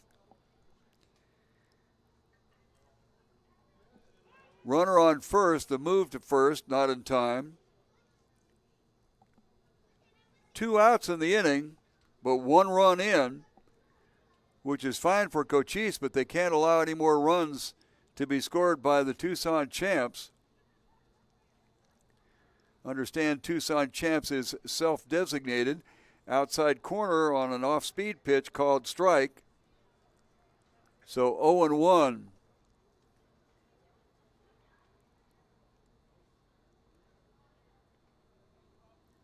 To the plate, 0-1. Inside, nice move by the catcher to keep the ball in front of him.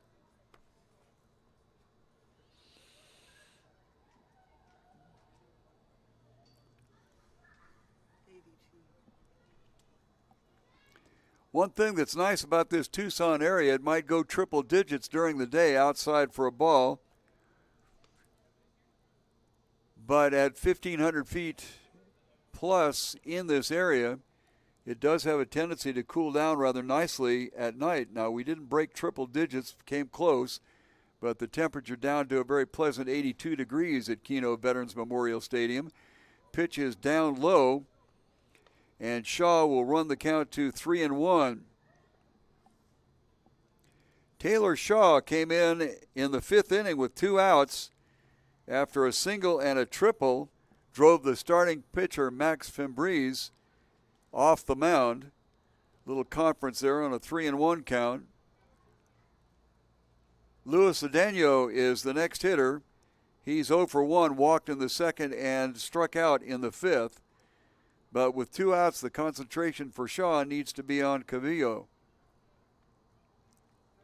To the plate, high and inside, almost hit him, but that'll be a walk.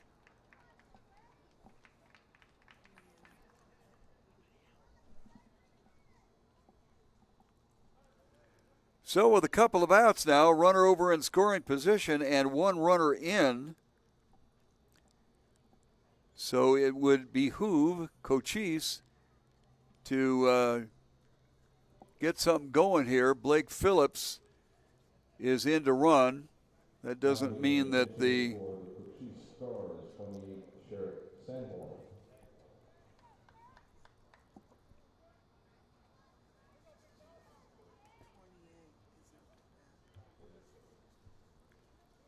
Sherrick Sanborn is the pinch hitter.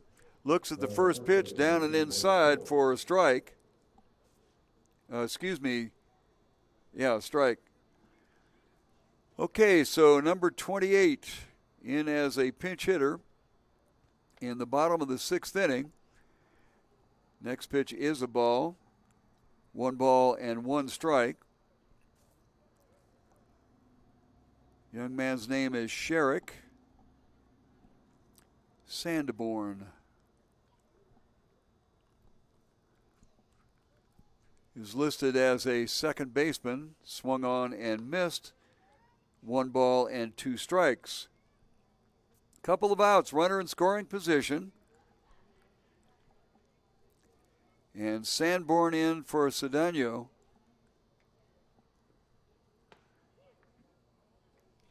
Breaking pitch called strike 3 for the 3rd out.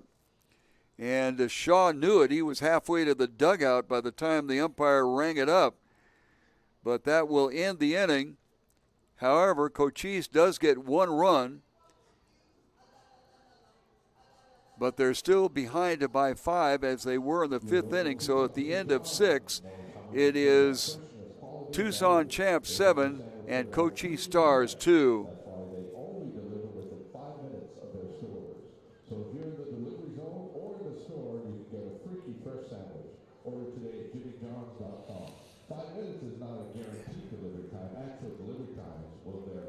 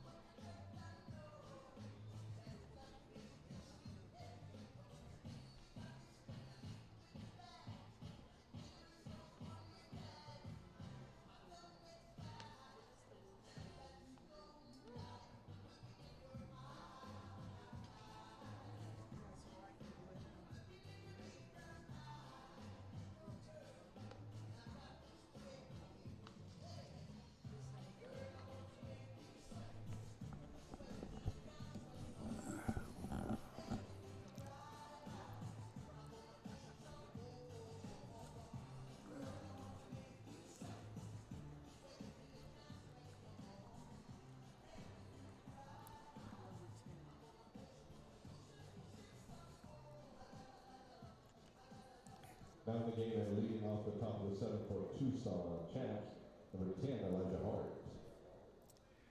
So we have a pinch hitter for the Tucson champs. As I mentioned, this is an instructional league to a certain extent, and they want to get as many players in there as they possibly can. First pitch to Elijah Hart from Rainy River Community College. He came out of Empire High School here in the Vail area, the greater Tucson area.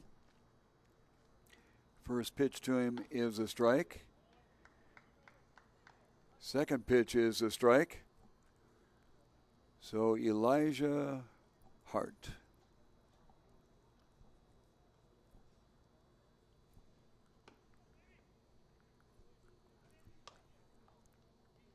Oh, 2 pitch misses, and it'll go to 1-2.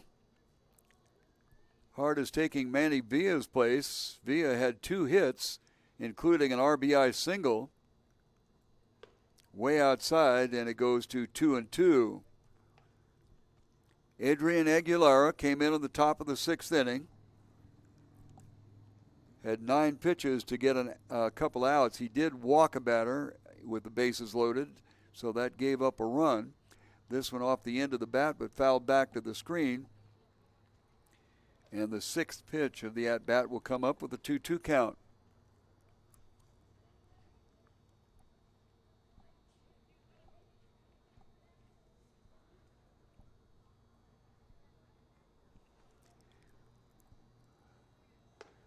Stays off a high pitch, and the count will go to 3-2. Top of the 7th inning with the batters up. The Tucson champs on the lead, 7-2.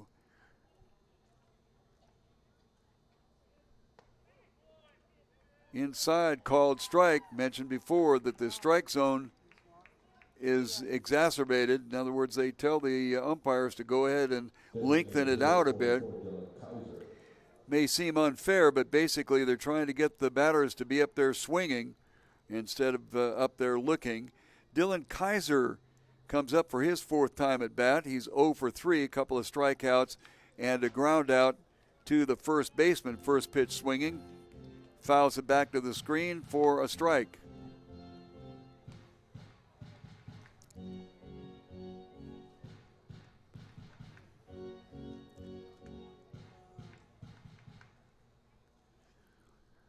At the set, 0-1.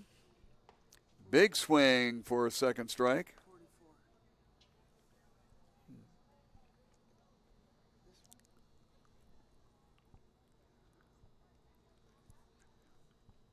One out, 0-2 pitch coming to Mr. Kaiser, and that catches the outside corner for another called strikeout. So more pinch hitting up here for the Tucson champs. This will be Sean Conboy. 33, Sean Conboy. Conboy pinch hitting here in the 7th inning. And he's listed as a catcher. He went to Liberty High School in Colorado Springs, but has since moved down here to Tucson. That's his connection with the Sun Belt League. First pitch inside for a ball.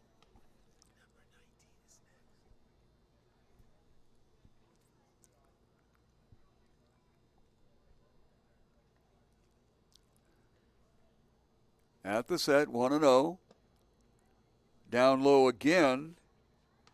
So after striking out 2 in a row looking, Adrian Aguilera is down 2-0. Everybody defensively just about in the same positions. Swinging strike. Middle infielders short and second at the grass. Corner infielders third and first about halfway. Down low, and well, I must have missed a pitch there. He's going to first base, so I guess it's a walk. Oops. Okay, Raul Soto Romano is up to bat, and he is 3 for 3. So Raul, a double in the 2nd inning. Got a base hit and came around to score in the 4th inning. and got a base hit in the 6th inning. So Raul having a good start to the season. Left-handed hitter. First pitch rides high for a ball. Raul is the shortstop tonight for the Tucson Champs. Next up is Mikey Villa. He came in the top of the 6th inning. This one lifted high to center field, but it looks like the center fielder out there, who is that? That is Andre Green, has a line on it and picks it up for the 3rd out of the inning.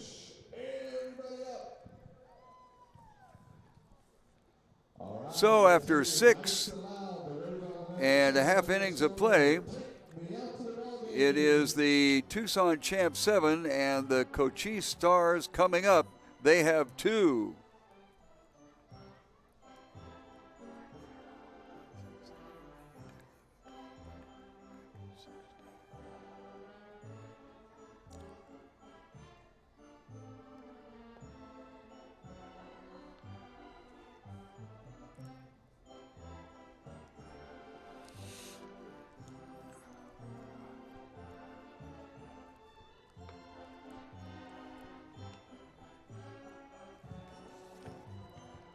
Like to mention a couple of upcoming dates here. Tomorrow, Saturday, it'll be Educator Appreciation Night, he stammered. School employees, teachers, support staff, et al. Show your school ID to get 1 free admission and 1 guest $2 off general admission. And then on Monday, Tucson veterans serving veterans. Help out our veterans in need, bring non-perishable food or personal hygiene items and receive $2 off general admission. I believe that general admission is $4. Wasn't that what it was last night, Piper? Yeah, I think it was. Okay, Taylor Shaw out to work. He is the relief pitcher as of the 5th inning. Max Fimbreeze went 4 2/3. And then Taylor Shaw picked him up. Taylor had a runner in scoring position and gave up a run in the 6th inning. So we're going to go with Daniel Gonzalez, first pitch swinging foul. And the third base coach, Rob. No, that is not Rob. That is going to be Gilbert Valenzuela. Couldn't handle the hot one. Whoa, big swing, missed. 0-2 to the designated hitter, Daniel Gonzalez. He flew out to right field in the 2nd, struck out in the 5th. And with an 0-2 count on him and Taylor Shaw in command from the mound, off-speed pitch misses inside, and that will be a ball, 1-2.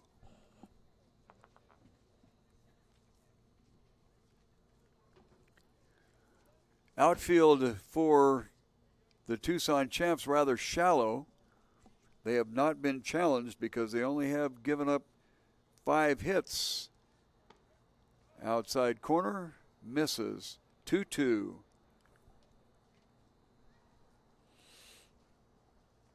Shaw walked a man on a 3-1 count back in the 6th inning.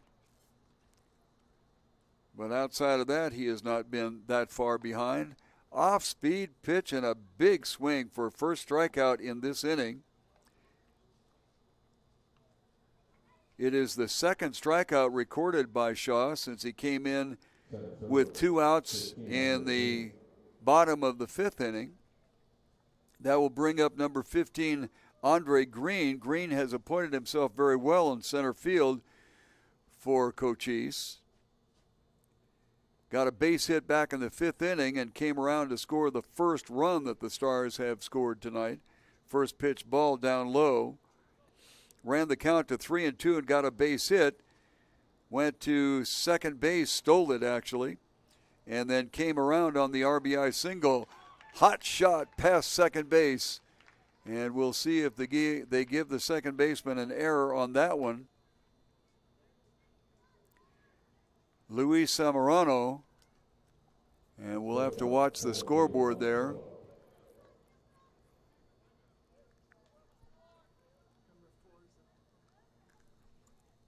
Well, still don't have an indication as to whether it was a base hit or an error. Frankly, I'm going to give him an error because he got his hands on it. They gave a base hit, 6 hits. My goodness, they did give him a hit on it. Liberal scorer. This is Valenzuela Gilbert. Moved to first. Not in time. Valenzuela got an RBI triple in the 5th inning, and that plated the first run for Cochise. Ripped the ball to right center field. Runner goes. Off-speed pitch, no chance. And so a stolen base there. Unless they've stolen signals, I doubt very seriously that they knew it was going to be an off-speed pitch. And so whenever that happens, you really love to run. The pitch was a called strike. 0-2 on the batter, Valenzuela. Valenzuela, the shortstop, as I mentioned, got that RBI triple in the 5th inning, and now we're in the bottom of the 7th. Cochise is trailing 7-2.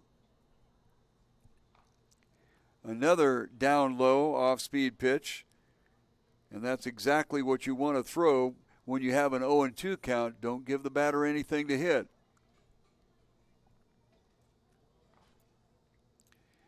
Jimmy Norris is in the on-deck circle, but it looks like they have a pinch hitter out there ready to step in to the plate, hit him.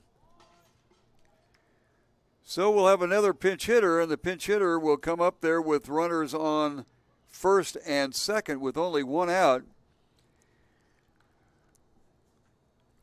And for Cochise stepping in there, There's a discussion. well, I think what the discussion is with the home plate umpire is, did the batter make any real effort to get out of the way? And it looks like they're going to rule that he did not. Valenzuela is still up there, and that is what the ruling is going to be. So you have to try to get out of the way. And the home plate umpire, Miguel Parra, decided that he made no effort to get out of the way. It was a changeup, so it didn't hurt that much, so he figured he'd give a shot. There's another off-speed changeup, high and outside, and the count goes to 3-2. I should know better than to keep my scorebook with pen. Start bringing pencils from now on. 3-2 count, first base open, swung on and lifted foul down the right field side and into the stands and out of play. 7th pitch of the at-bat will come up. Runner in scoring position. Cochise has pushed one across in the 5th and one across in the 6th. Unfortunately, they gave one back in the 6th inning. Foul left side. Boy, Shaw throws an awful lot of off-speed pitches. 8th pitch of the at-bat coming up. Gilbert had an 8-pitch at-bat last time up in the 5th inning and clubbed a run-scoring triple. Over the second baseman's head. That'll play to run. Ball gets through the right fielder going to second base. It's going to be a close play and offline and missed it. So we are going to need to give the right fielder an error on that. So Martin Castilla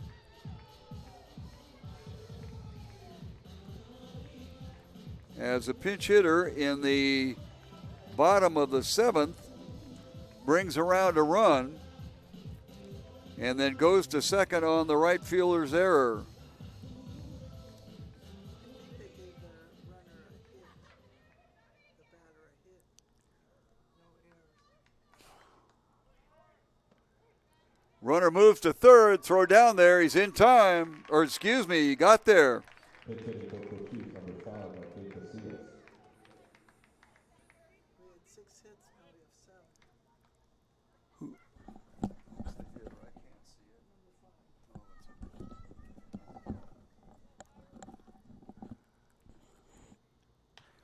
This one lifted down the line to right field. Going to have to go a long way to get to it. It's going to fall in for a base hit. And around comes another run.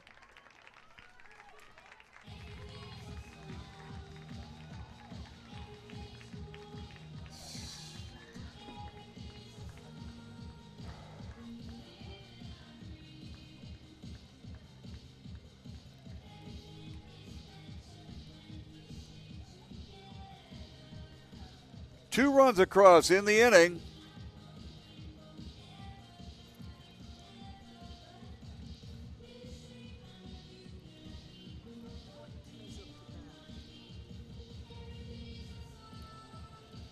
Sean Hahn, who came in at the bottom of the 6th inning, is up to bat. He got a base hit and then came around to score, as now Cochise has plated 2 here in the 7th inning.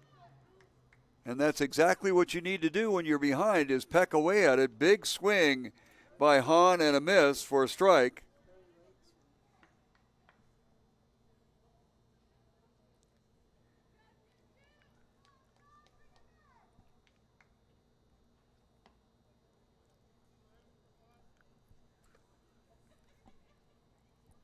Second pitch of ball, 1-1. Martin Castilla with the RBIs is on first base.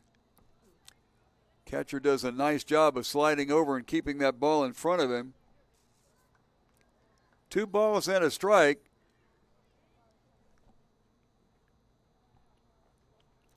Taylor Shaw came in with 2 outs in the 5th inning and got the batter to ground out to second base.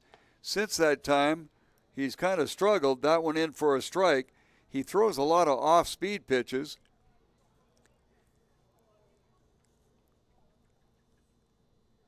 Has gotten 2 strikeouts, but has only 1 out in this inning. Big swing, and that'll be the second strikeout in the inning and the second out. So the infielders can pull back now. And that will bring up the leadoff hitter, Marcus Mendez.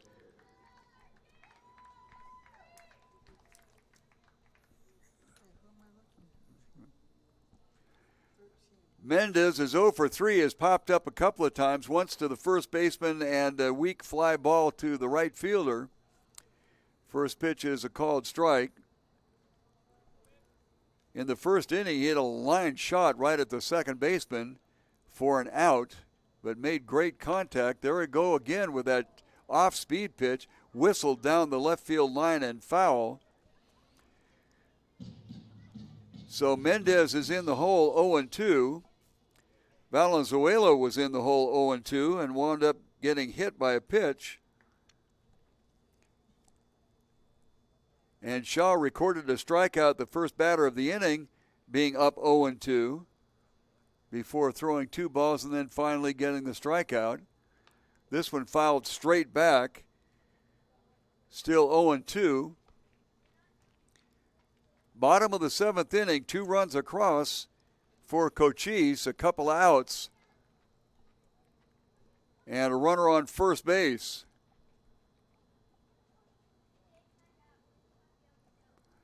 Shaw at the set.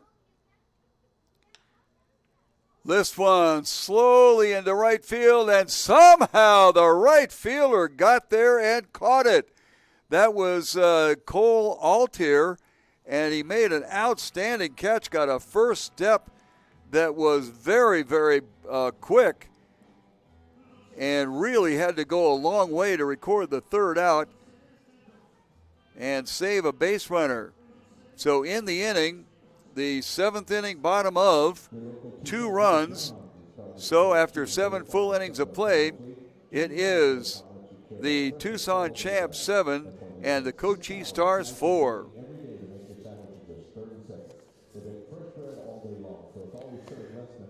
Appreciate your help in letting people know that you appreciate the sponsorship of the webcast here and the Summer League. Best Western Tucson Airport Motel and Firestone Auto Care, both fine sponsors of the Sunbelt College Summer League. Best Western, so if you have folks coming in and need a place to have them set up, the Airport Motel might be a spot to check into. Best Western Tucson Airport Motel. And, of course, the fine Firestone Auto Care locations throughout the greater Tucson area take excellent care of your car. So check out Firestone Auto Care.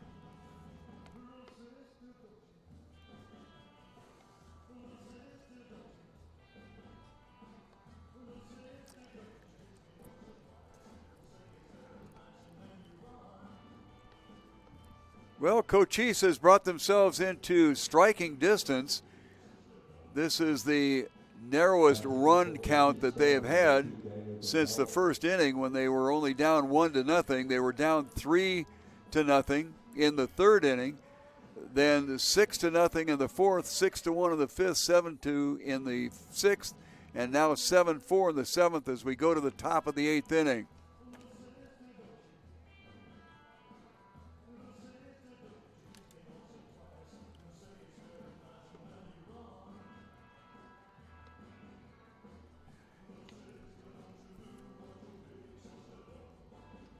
New pitcher on the mound for Cochise is number 2, Daniel Gonzalez, out of St. Mary's College. Now, we're going to have to look up where St. Mary's College is in this particular case because I think there are about a dozen of them around the country. Anyway, he comes from Tombstone High School. Graduated in 2017, and league age is 19. Well, there's one in California. One in California. There's one in what, Montana or There's one in Maryland? We'll have to ask Daniel which one of the 10,000 St. Mary's colleges that he happens to go to.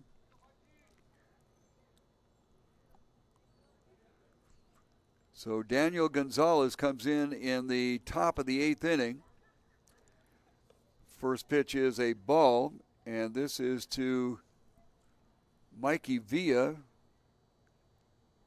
No, it's not. This is is it 42? Yeah, there we go. Mikey Villa slaps it towards the hole between third and short, and it successfully goes through. So a base hit. Mikey lined out to the left fielder in the sixth inning, got good wood on this one, and drove it through what they call the 5.5 hole. That is between the third baseman and the shortstop. Luis Zamorano is up there. We're at the top of the order now, as the Tucson champs try to get back the runs that they surrendered last inning and lengthen their lead. Currently it's down to 3 runs. At one time it was up to 6. First pitch to Zamorano is a ball. Daniel Gonzalez out there as the new pitcher for Cochise. 1-1. Luis got a base hit and came around to score the first run of the game in the first inning as the leadoff. He got an RBI single in the fourth and was on a fielder's choice, but came around to score in the sixth inning. His only out was recorded in the second when he flew out to Andre Green in center field.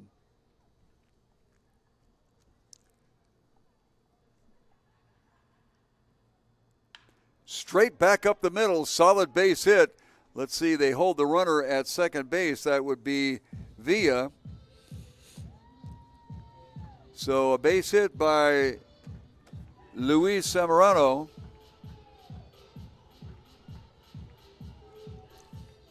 And that will be the 13th hit of the ball game given up by Cochise pitchers. 13, Cole Altair. Cole Altair took over in right field after he pinch hit in the top of the 6th inning. He got an intentional walk. Got around to third base, but third out was recorded, and he didn't move any farther. First pitch high and away for a ball. So we've got Villa at second, Samorano at first. Nobody out for the Tucson Champs here in the top of the 8th inning as they lead it 7-4. To the plate, way outside. Nice job by the catcher. Throw to first, and an excellent job by the first baseman having to reach around. Sanborn did an outstanding job of keeping that ball in his glove, despite the fact he got tangled up with the runner who did not slide going back into first base. Strike at the knees. 2 balls and a strike.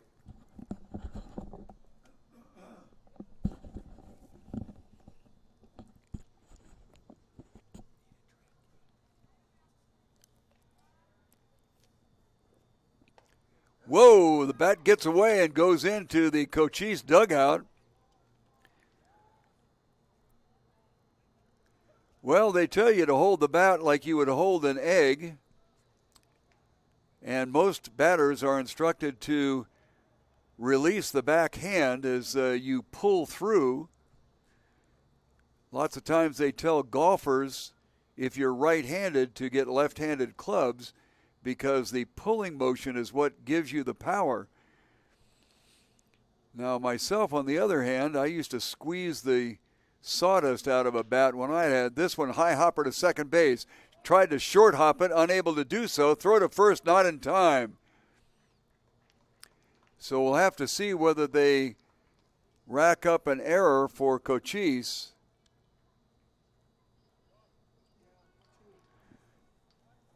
So an error on the second baseman. That pushes Samorano bound to second base. And we'll load the bases, moving Mikey Villa over to third base. So no place to put him here. Outside corner for a called strike. Nathan Baez, the third baseman, looks at the first pitch strike.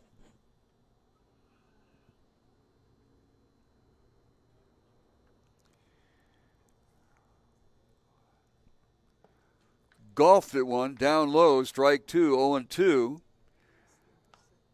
Baez got a walk in the 6th inning, struck out looking in the 4th.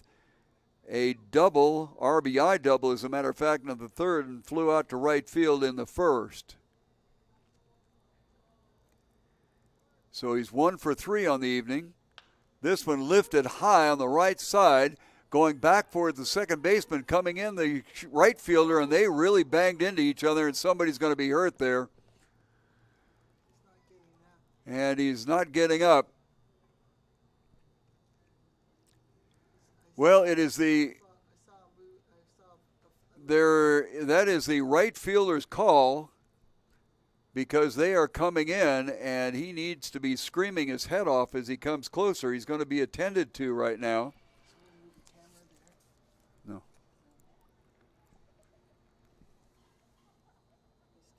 Well, Brockman was the starter in right field. He was pinch hit for by Sean Hahn. So I'm not exactly certain whether Hahn is out there, but you could hear the contact all the way up here.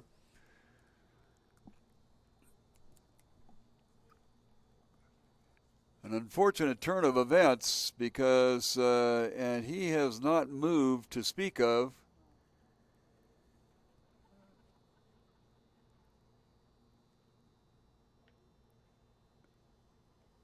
So we will wait and see. Being attended to out there, but we definitely could hear the collision. It is off camera, and quite frankly, we're going to kind of leave it that way. Just let you know that he is still down, and not exactly sure who is out there. Unfortunately, we had technical difficulties when we first started off, and we were so concerned about getting that done that our position chart was left wanting. The young man still has not moved around. So we will let you know what is going on there. We'd like to point out our sponsors that we'd like to have you take a check on and let them know that you support Sunbelt College League Baseball. And that is Chuy's Mexican Restaurant on 22nd Street and also Pima County Kino Sports Complex. We'd like to invite you to make sure you come down to the July 4th game, if nothing else, because on July 4th, the county, Pima County, puts on an outstanding fireworks show, as now we see a little bit of movement, and he's been rolled over onto his back. He was face down, and we could definitely hear the contact up here.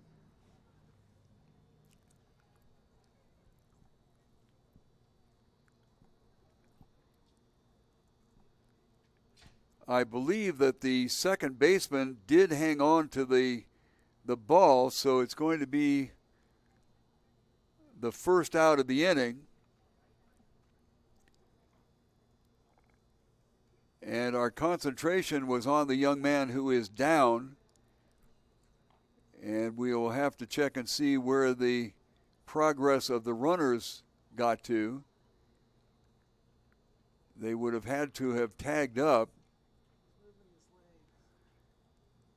But I'm going to assume, well, I really shouldn't assume anything because we really don't know. We can kind of move the camera that way a little bit, and he's sitting up now.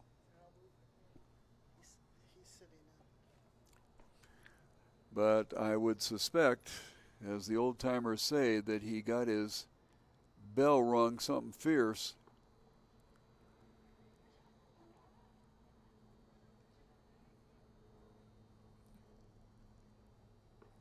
He's sitting up and responding to the people that are visiting with him out there.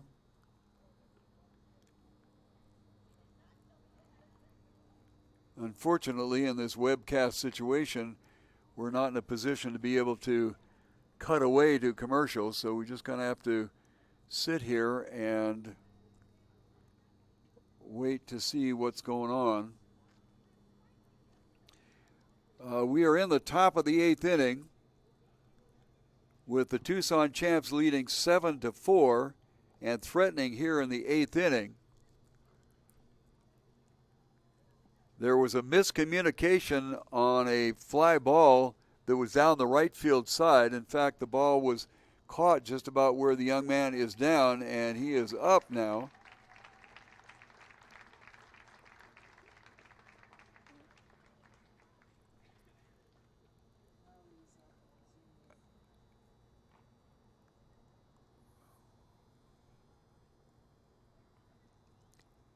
He's talking to the attending folks up there, but I'm going to guess that he's a little wobbly coming off, and I suspect that they will go through a concussion protocol. They do not have numbers on the front of their jerseys, so I cannot see who this is.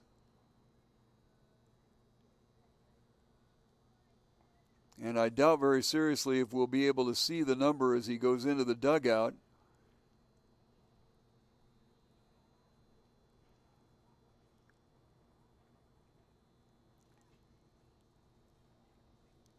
I'm going to guess, since he is not limping or favoring a right hand or a left hand, that I'm going to guess that concussion protocol will be exercised here. He does not appear to be cut.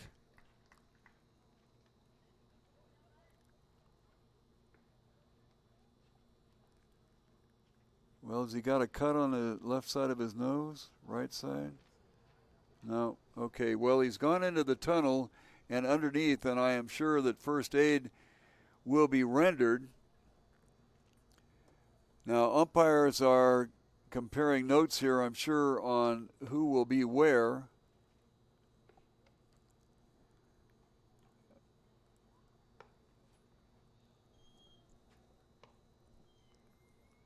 It appears that Gonzalez is still, Daniel Gonzalez is still on the mound. He's taking some warm-up pitches. We're trying to figure out who is on third base here.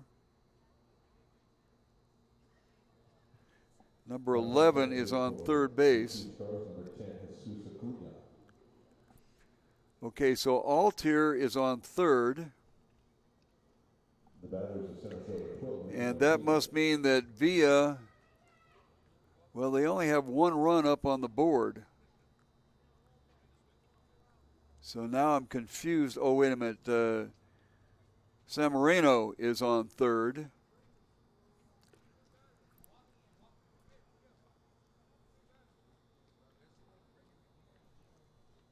Well, they only have one out on the board. Who is the runner on first base? We'll try to pick that up. Batter is number 12, and that is Ricky Martinez, first pitch swinging. So Baez must have popped out to the second baseman. He actually held on to it. Altier is on first base, and Samorano is on third. So that means that Villa must have scored, because there is one run up on the board. Next pitch is a ball, 1-1. So we'll try to catch a number about who is on first. I'm going to guess that it's Altier. This one fouled off to the left side and into the stands. 1 ball and 2 strikes. Checking on the runner on first base is Altier.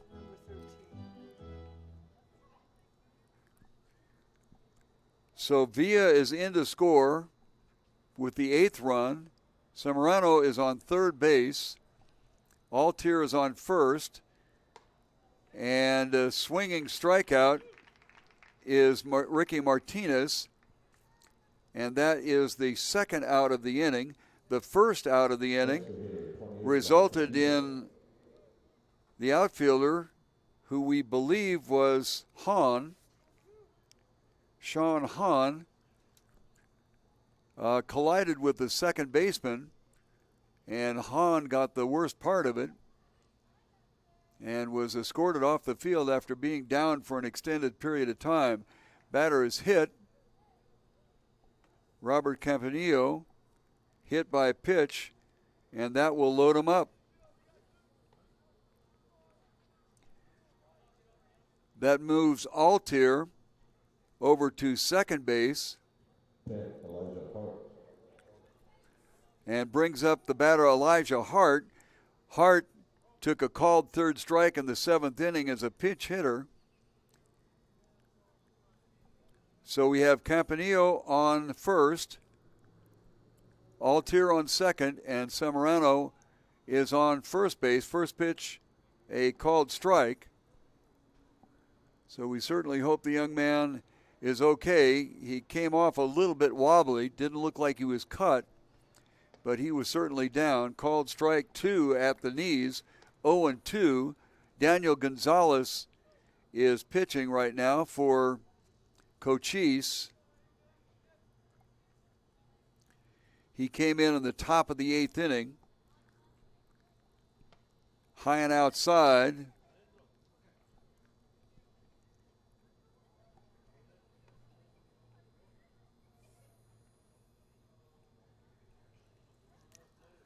Eight to 4 in favor of the Tucson champs.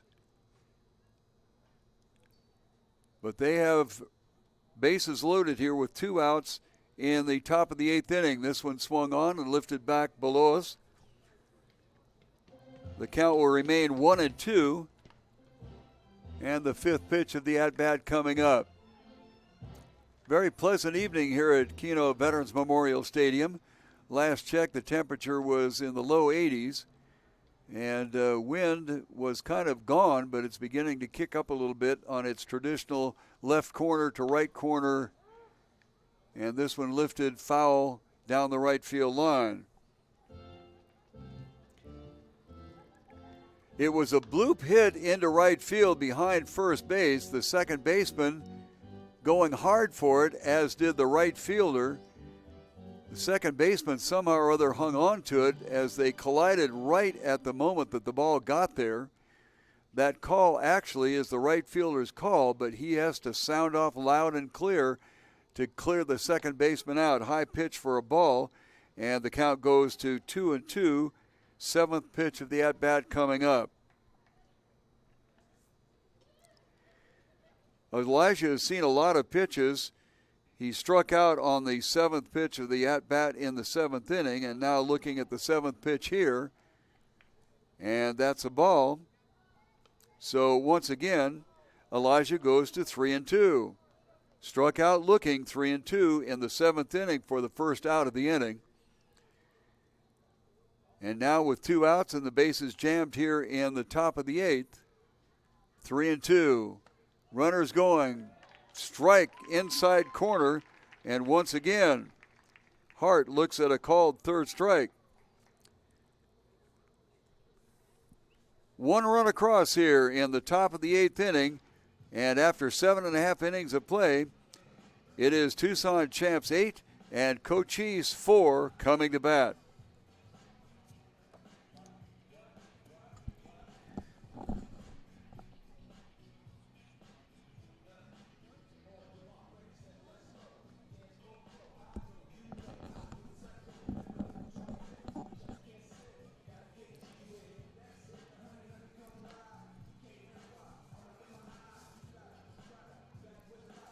I realize it's quite a ways off, but please mark your calendar for the July 4th game here at Kino Veterans Memorial Stadium. We have a ball game that will go only 7 innings so that the Pima County fireworks show can go on. And a couple of years ago when I was here for that, it was a full-on 25 minutes, so it is well worth the day or the evening to come down here, see a little baseball, enjoy a great fireworks show with the family. That's July 4th here at Kino Veterans Memorial Stadium. And the price is right here. I think second and third will be split.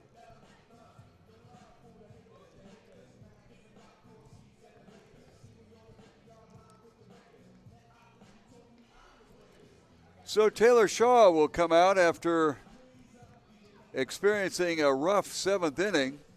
19's on third.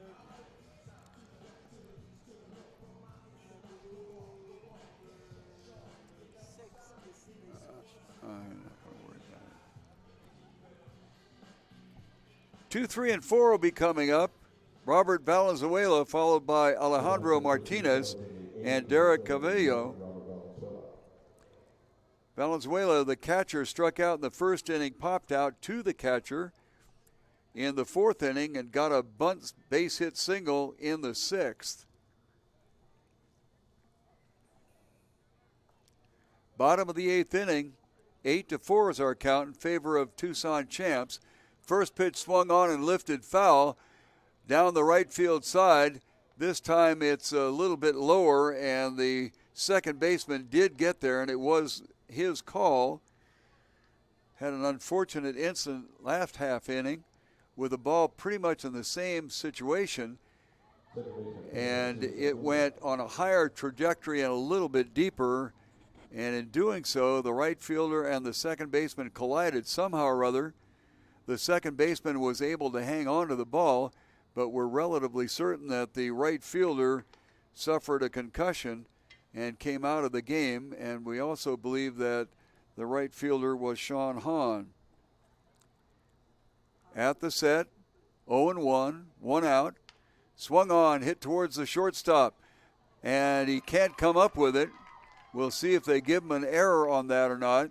It was a relatively tough play but something that a shortstop more than likely should be able to do. Pitcher 20, Derek Calvillo. Did they give him a third error out there? Not yet. Yep. Yep, they registered it as an error. So E6, something that used to make me shudder years as a shortstop. Derek Cavillo comes up there, off-speed pitch, swung on a strike. Boy, Shaw throws an awful lot of change-ups. Has not thrown a lot of breaking pitches, but comes in with that full arm motion changeup.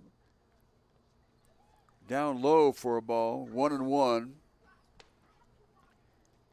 Alejandro Martinez, the second baseman, who survived the collision, made the catch, is on first base on an error on the shortstop. Derek Cavillo, base hit in the second inning, got thrown out at second base. Unassisted out in the fourth inning and a walk in the sixth. Couple of strikes on him now, 1 ball and 2 strikes.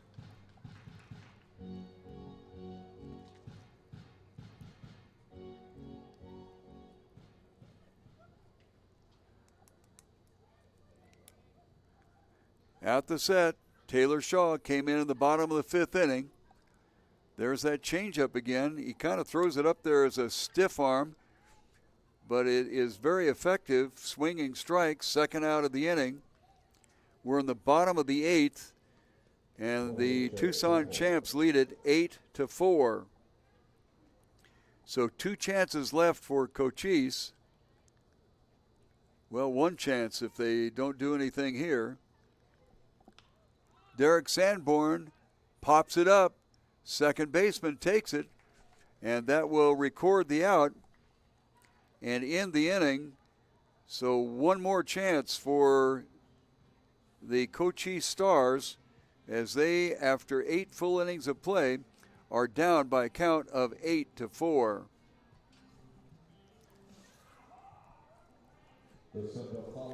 Elite Sporting Goods over there at 3600 block of Campbell. They have a deal going right now. Actually, tomorrow will be the last day. 10% off if you mention that you heard about them on the Sunbelt College League Network.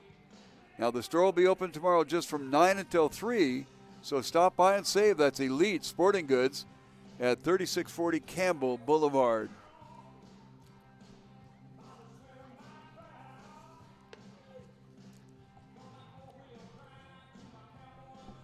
Number 8 is pitching. Is that still?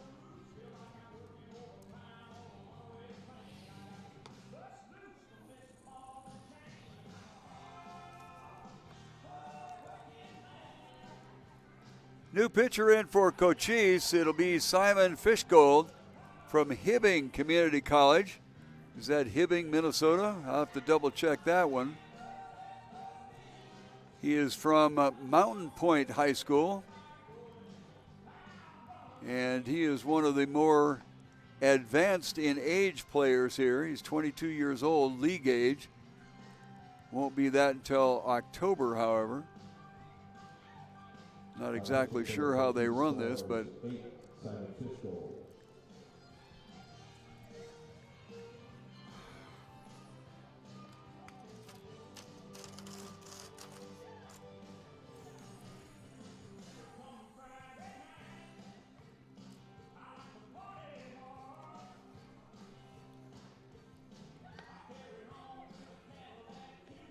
first hitter up will be Dylan Kaiser, the designated hitter.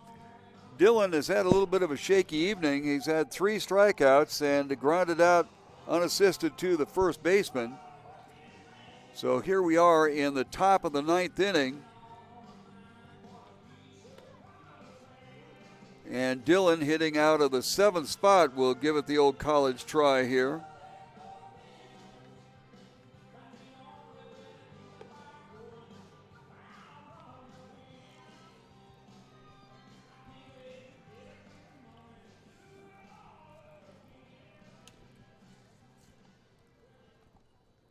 Leading off for Tucson Champs at the top of the 9th, designated hitter 44, Dylan Kaiser. So Dillon, designated hitter. He also plays first base when he's on the defensive lineup. But unfortunately for him, the Tucson Champs have a plethora of first basemen listed on their roster. First pitch to Dillon is low for a ball. Sean Conboy will be the next batter, and then Soto Romero will be hitting in the third spot here in this inning. Down low again for a ball, 2-0.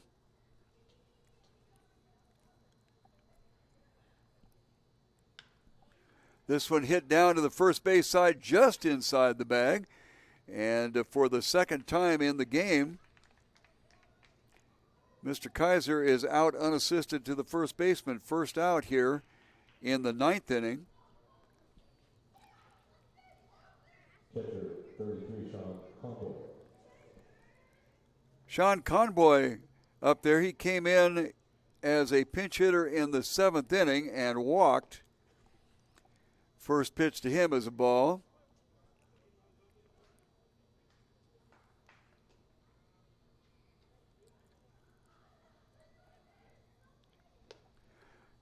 Second one also a ball, as the new pitcher,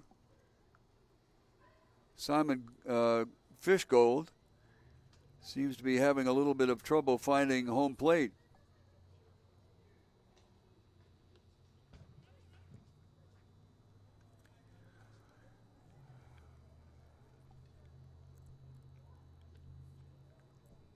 So through two balls and then a ball that was swung on, now has thrown three balls in a row. So out of the 6 pitches, he's not found the plate 5 of those times. 3-0. Outside corner on that expanded strike zone is a called strike. Behind the plate is Miguel Parra. The base umpire is John Gross. And this time it's far enough outside to be called a ball and a walk. Second time in a row that Conboy has walked. And that will bring up Raul Soto Romano. He had 3 hits in a row, a double, a single, and a single. Then he flew out to the center fielder, Andre Green. So he stands up there with 1 out here in the top of the 9th inning. First pitch down low, runner goes, throw to second base, and he is out. Got a late start. And the ball even rolled away from the catcher, but he was able to get over there and grab hold of it and get a good strong throw to second base. So that clears the bases now with 2 outs, and Soto Romero a 1-0 count.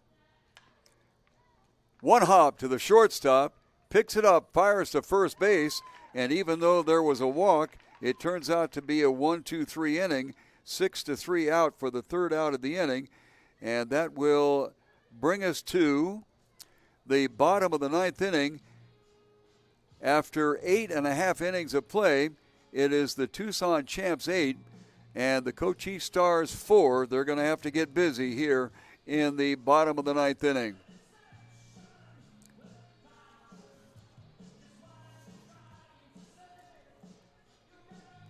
O'Reilly Chevrolet would like to let eligible military personnel, that basically means active military personnel, let you know that you will get military supplier purchasing prices on cars and trucks, plus a $500 discount when you stop by O'Reilly Chevrolet and pick out your brand new car. You may shop inventory and get pricing.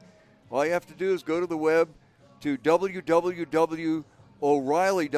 Now, O'Reilly is normally spelled with an apostrophe after the O, but when you go on the internet, you need to go O'Reilly and forget the apostrophe. Go online and check it out. Military personnel, active military personnel, get a great deal at O'Reilly Chevrolet in the greater Tucson area.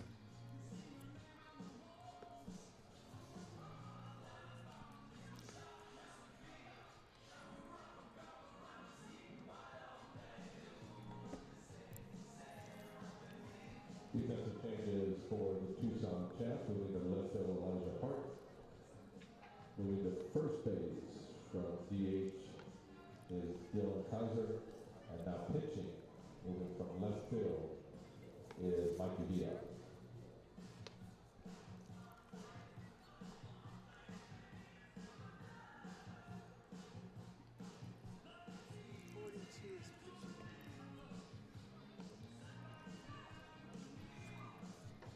So Taylor Shaw will take a seat as a pitcher. He came in the 5th inning, pitched a third of an inning there.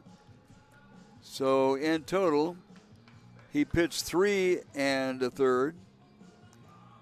And into the bottom of the 9th inning, Mikey Villa will be the pitcher of record, and he will face spots number 6, 7, and 8. Leading off the bottom of the ninth for Cochise Stars catcher, second baseman, number 2, Daniel Gonzalez. Daniel Gonzalez is up there for his 4th time at bat. And the pitch bounces in the dirt, so Gonzalez is in the 6th position.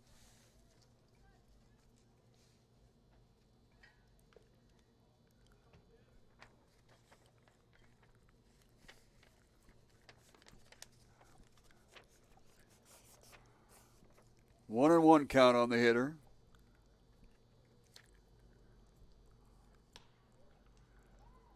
High fly ball to short center field, and the second baseman gets over there and grabs hold of it. So a first out here in the bottom of the 9th inning. 8, Simon Fishgold.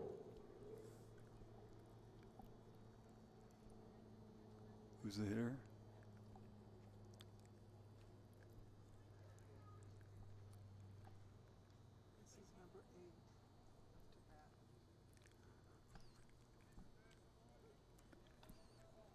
Okay, the batter coming in is number 8. This is Jose Contreras. So he'll see if he can get something started for the Cochise 9.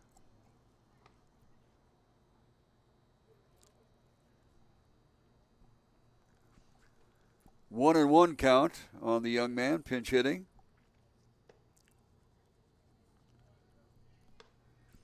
And the count goes to 1 and 2.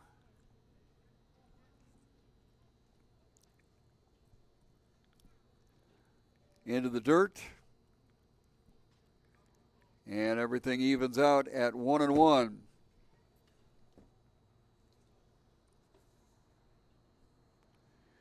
Jose goes to Pima Community College. Almost gets kneecapped with the ball coming inside, so it'll be a 3-2 count. He did his high school at Tucson Magnet High School. And Contreras is one of 8 players on this team from Tucson High School. And he draws a walk. Say something about the wider strike zone. Someone's complaining.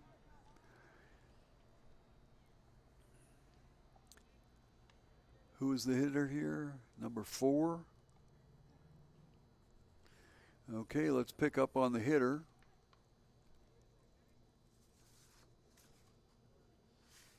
Number 4 is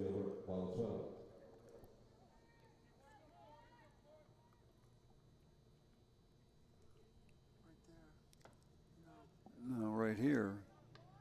Gilbert Valenzuela is in.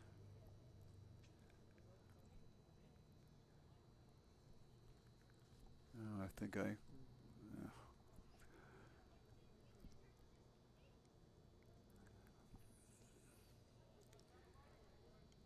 Valenzuela looking at a 1-1 count now. Man on first, 1 out here in the bottom of the 9th inning with the Cochise Stars trying to make up 4 runs to at least send it into extra innings. Down low into the dirt. Mikey Villa from Sajarito High School is on the mound here in the bottom of the 9th inning. 2-1 count goes to 3-1.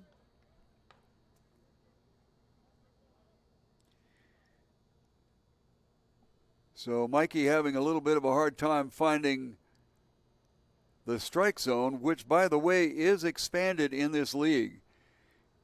It is agreed to by all of the coaches and the league administration. They instruct the umpires to have a liberal strike zone because they want the batters up there swinging and producing offense. And that's the way they've done it. This league been in operation since 2011, and that's been basically their thrust all along.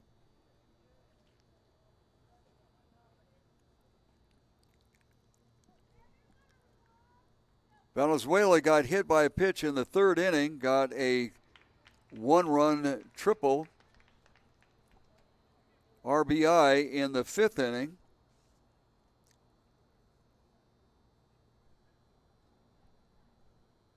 Contreras moves over to second base, and Valenzuela gets a walk.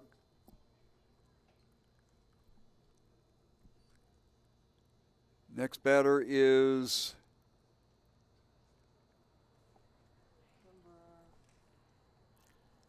did I get off track here somehow? Next batter is Martin Castilla. He came in as a pinch hitter in the bottom of the fifth inning.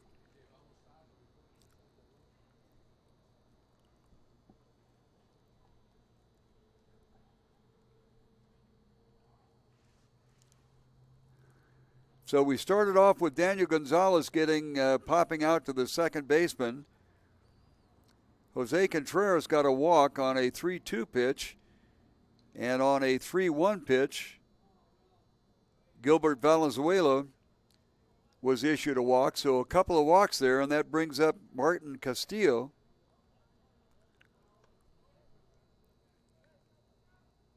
Strike, 0-1. Runners on first and second, one out here in the bottom of the ninth inning, with the Cochise Stars trying desperately to get 4 in to at least send it into extra innings.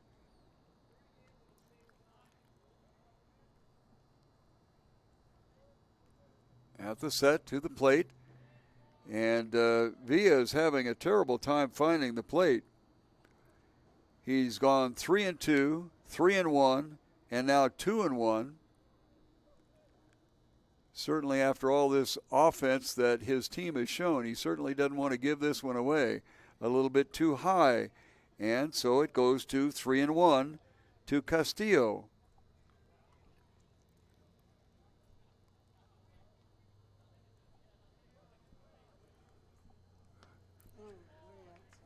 Way outside and a walk. That will load him up. Valenzuela is over at second base. And Andre Green, Right fielder 22, Sean Hahn. well, it wasn't Sean Hahn that was hurt then. Well, boy, we sure stand corrected. Batter is Sean Hahn.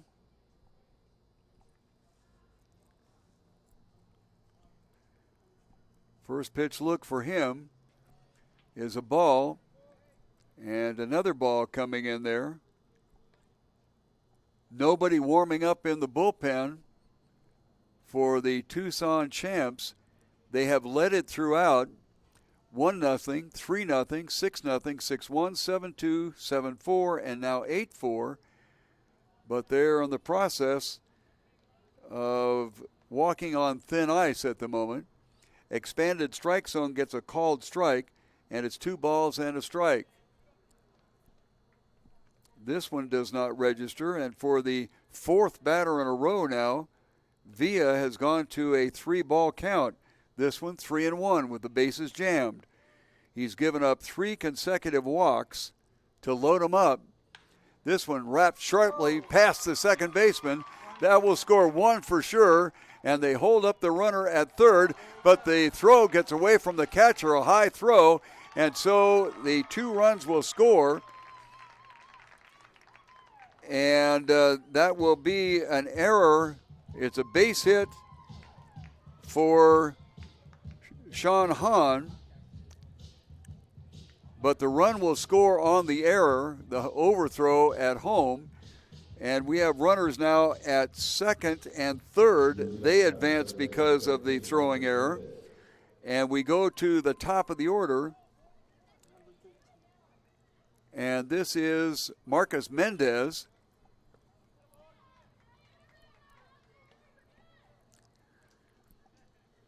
First pitch ball. I don't think they give it an air. Called strike, again, that expanded strike zone. 1 ball and 1 strike on Mendez, the third baseman, who is 0 for the evening, 0 for 4.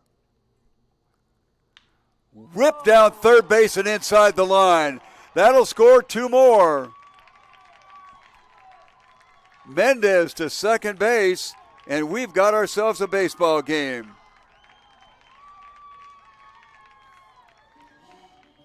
And that will tie it up 8-8 here in the bottom of the 9th inning, as the Cochise Stars have ridden on the backs of 3 walks and 2 base hits, 1 a double.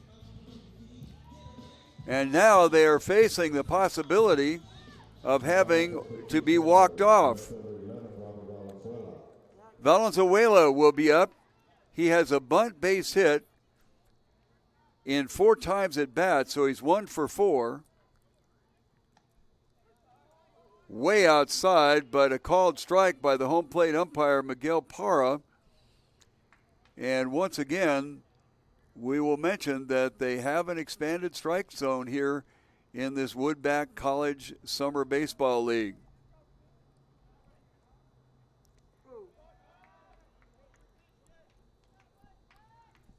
Down low, 1-1. Runner in scoring position and 4 runs on the plate have tied it up. A game that the Tucson champs had in hand all the way until now. Line drive foul. 1 ball, 2 strikes. Only 1 out here in the bottom of the 9th inning. Winning runs on second. Runner on second, takes off, goes to third, and the batter gets hit by the pitch. So they'll send the runner back to second. Well, let's see. Are we going to say that he didn't make any effort to get out of the way?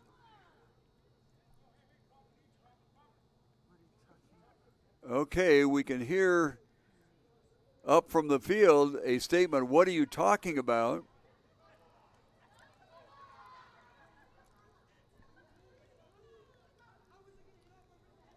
And the discussion is going on. Now the manager, Robbie Campanillo, is pushing his player out of the way because he was beginning to have a heated conversation with the umpire. That's something that you need to leave with your manager. If anybody's going to get thrown out, it needs to be him,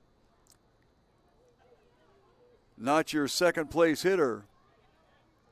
Discussion is still going on. Earlier in the game, Miguel Parra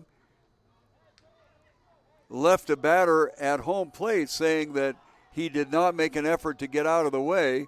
We heard the contact up here, but I don't know whether the umpire, as Valenzuela is favoring his right hand.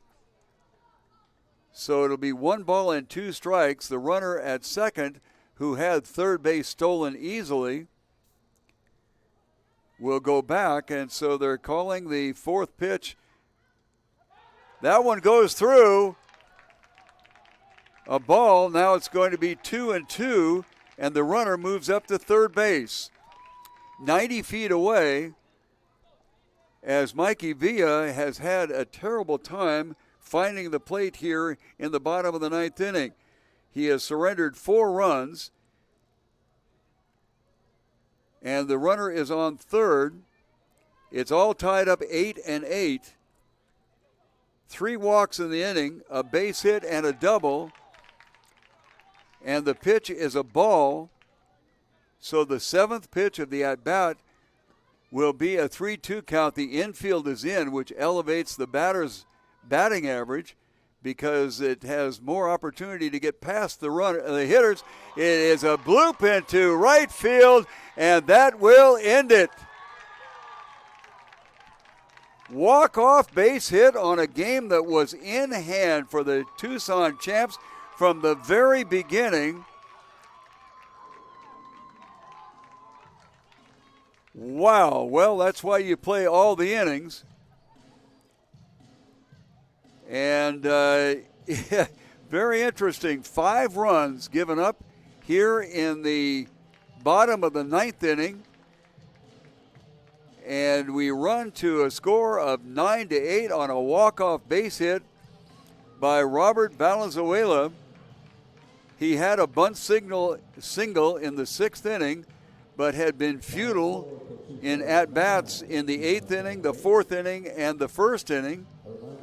And he comes through on a 3-2 count and lifts one into the right field stand, or right field over the second baseman. And quite frankly, if they had not been drawn in, that would have been an out. But they had to come in with only 1 out on the books.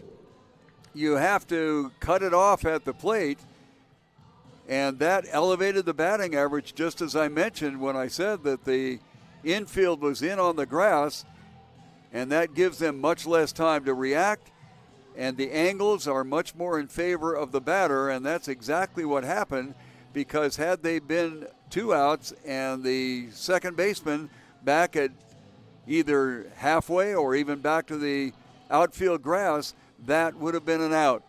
So that's played right to the end. Our final score after 9 innings of play here at Tucson Veterans Memorial Stadium, it is the Cochise Stars getting their first win of the season, a walk-off 9-8 victory over the Tucson Champs. Well, we'll be here tomorrow evening at 7 o'clock, God willing, and the technical difficulties don't wipe us out. And we will be here every night through July 13th and into the playoffs, except on Wednesday and on Thursday. Check that on Sunday. I'd like to once again mention the fact that we would appreciate any kind of help that you can give us with any of our sponsors, at least mentioning that you heard about them or you appreciate their support of Sunbelt Collegiate Summer League Baseball. Sponsored by Elite Sporting Goods, O'Reilly Chevrolet, Stop and Go Driving School, Goliath Auto Sales, Rincon Financial Group, Jimmy John's Restaurants, Best Western Tucson Airport Motel, Firestone Auto Care, Chewy's Mexican Restaurant on 22nd Street, and the Pima County Kino Sports Complex. For Piper Blue, this is Alan Scott saying good night.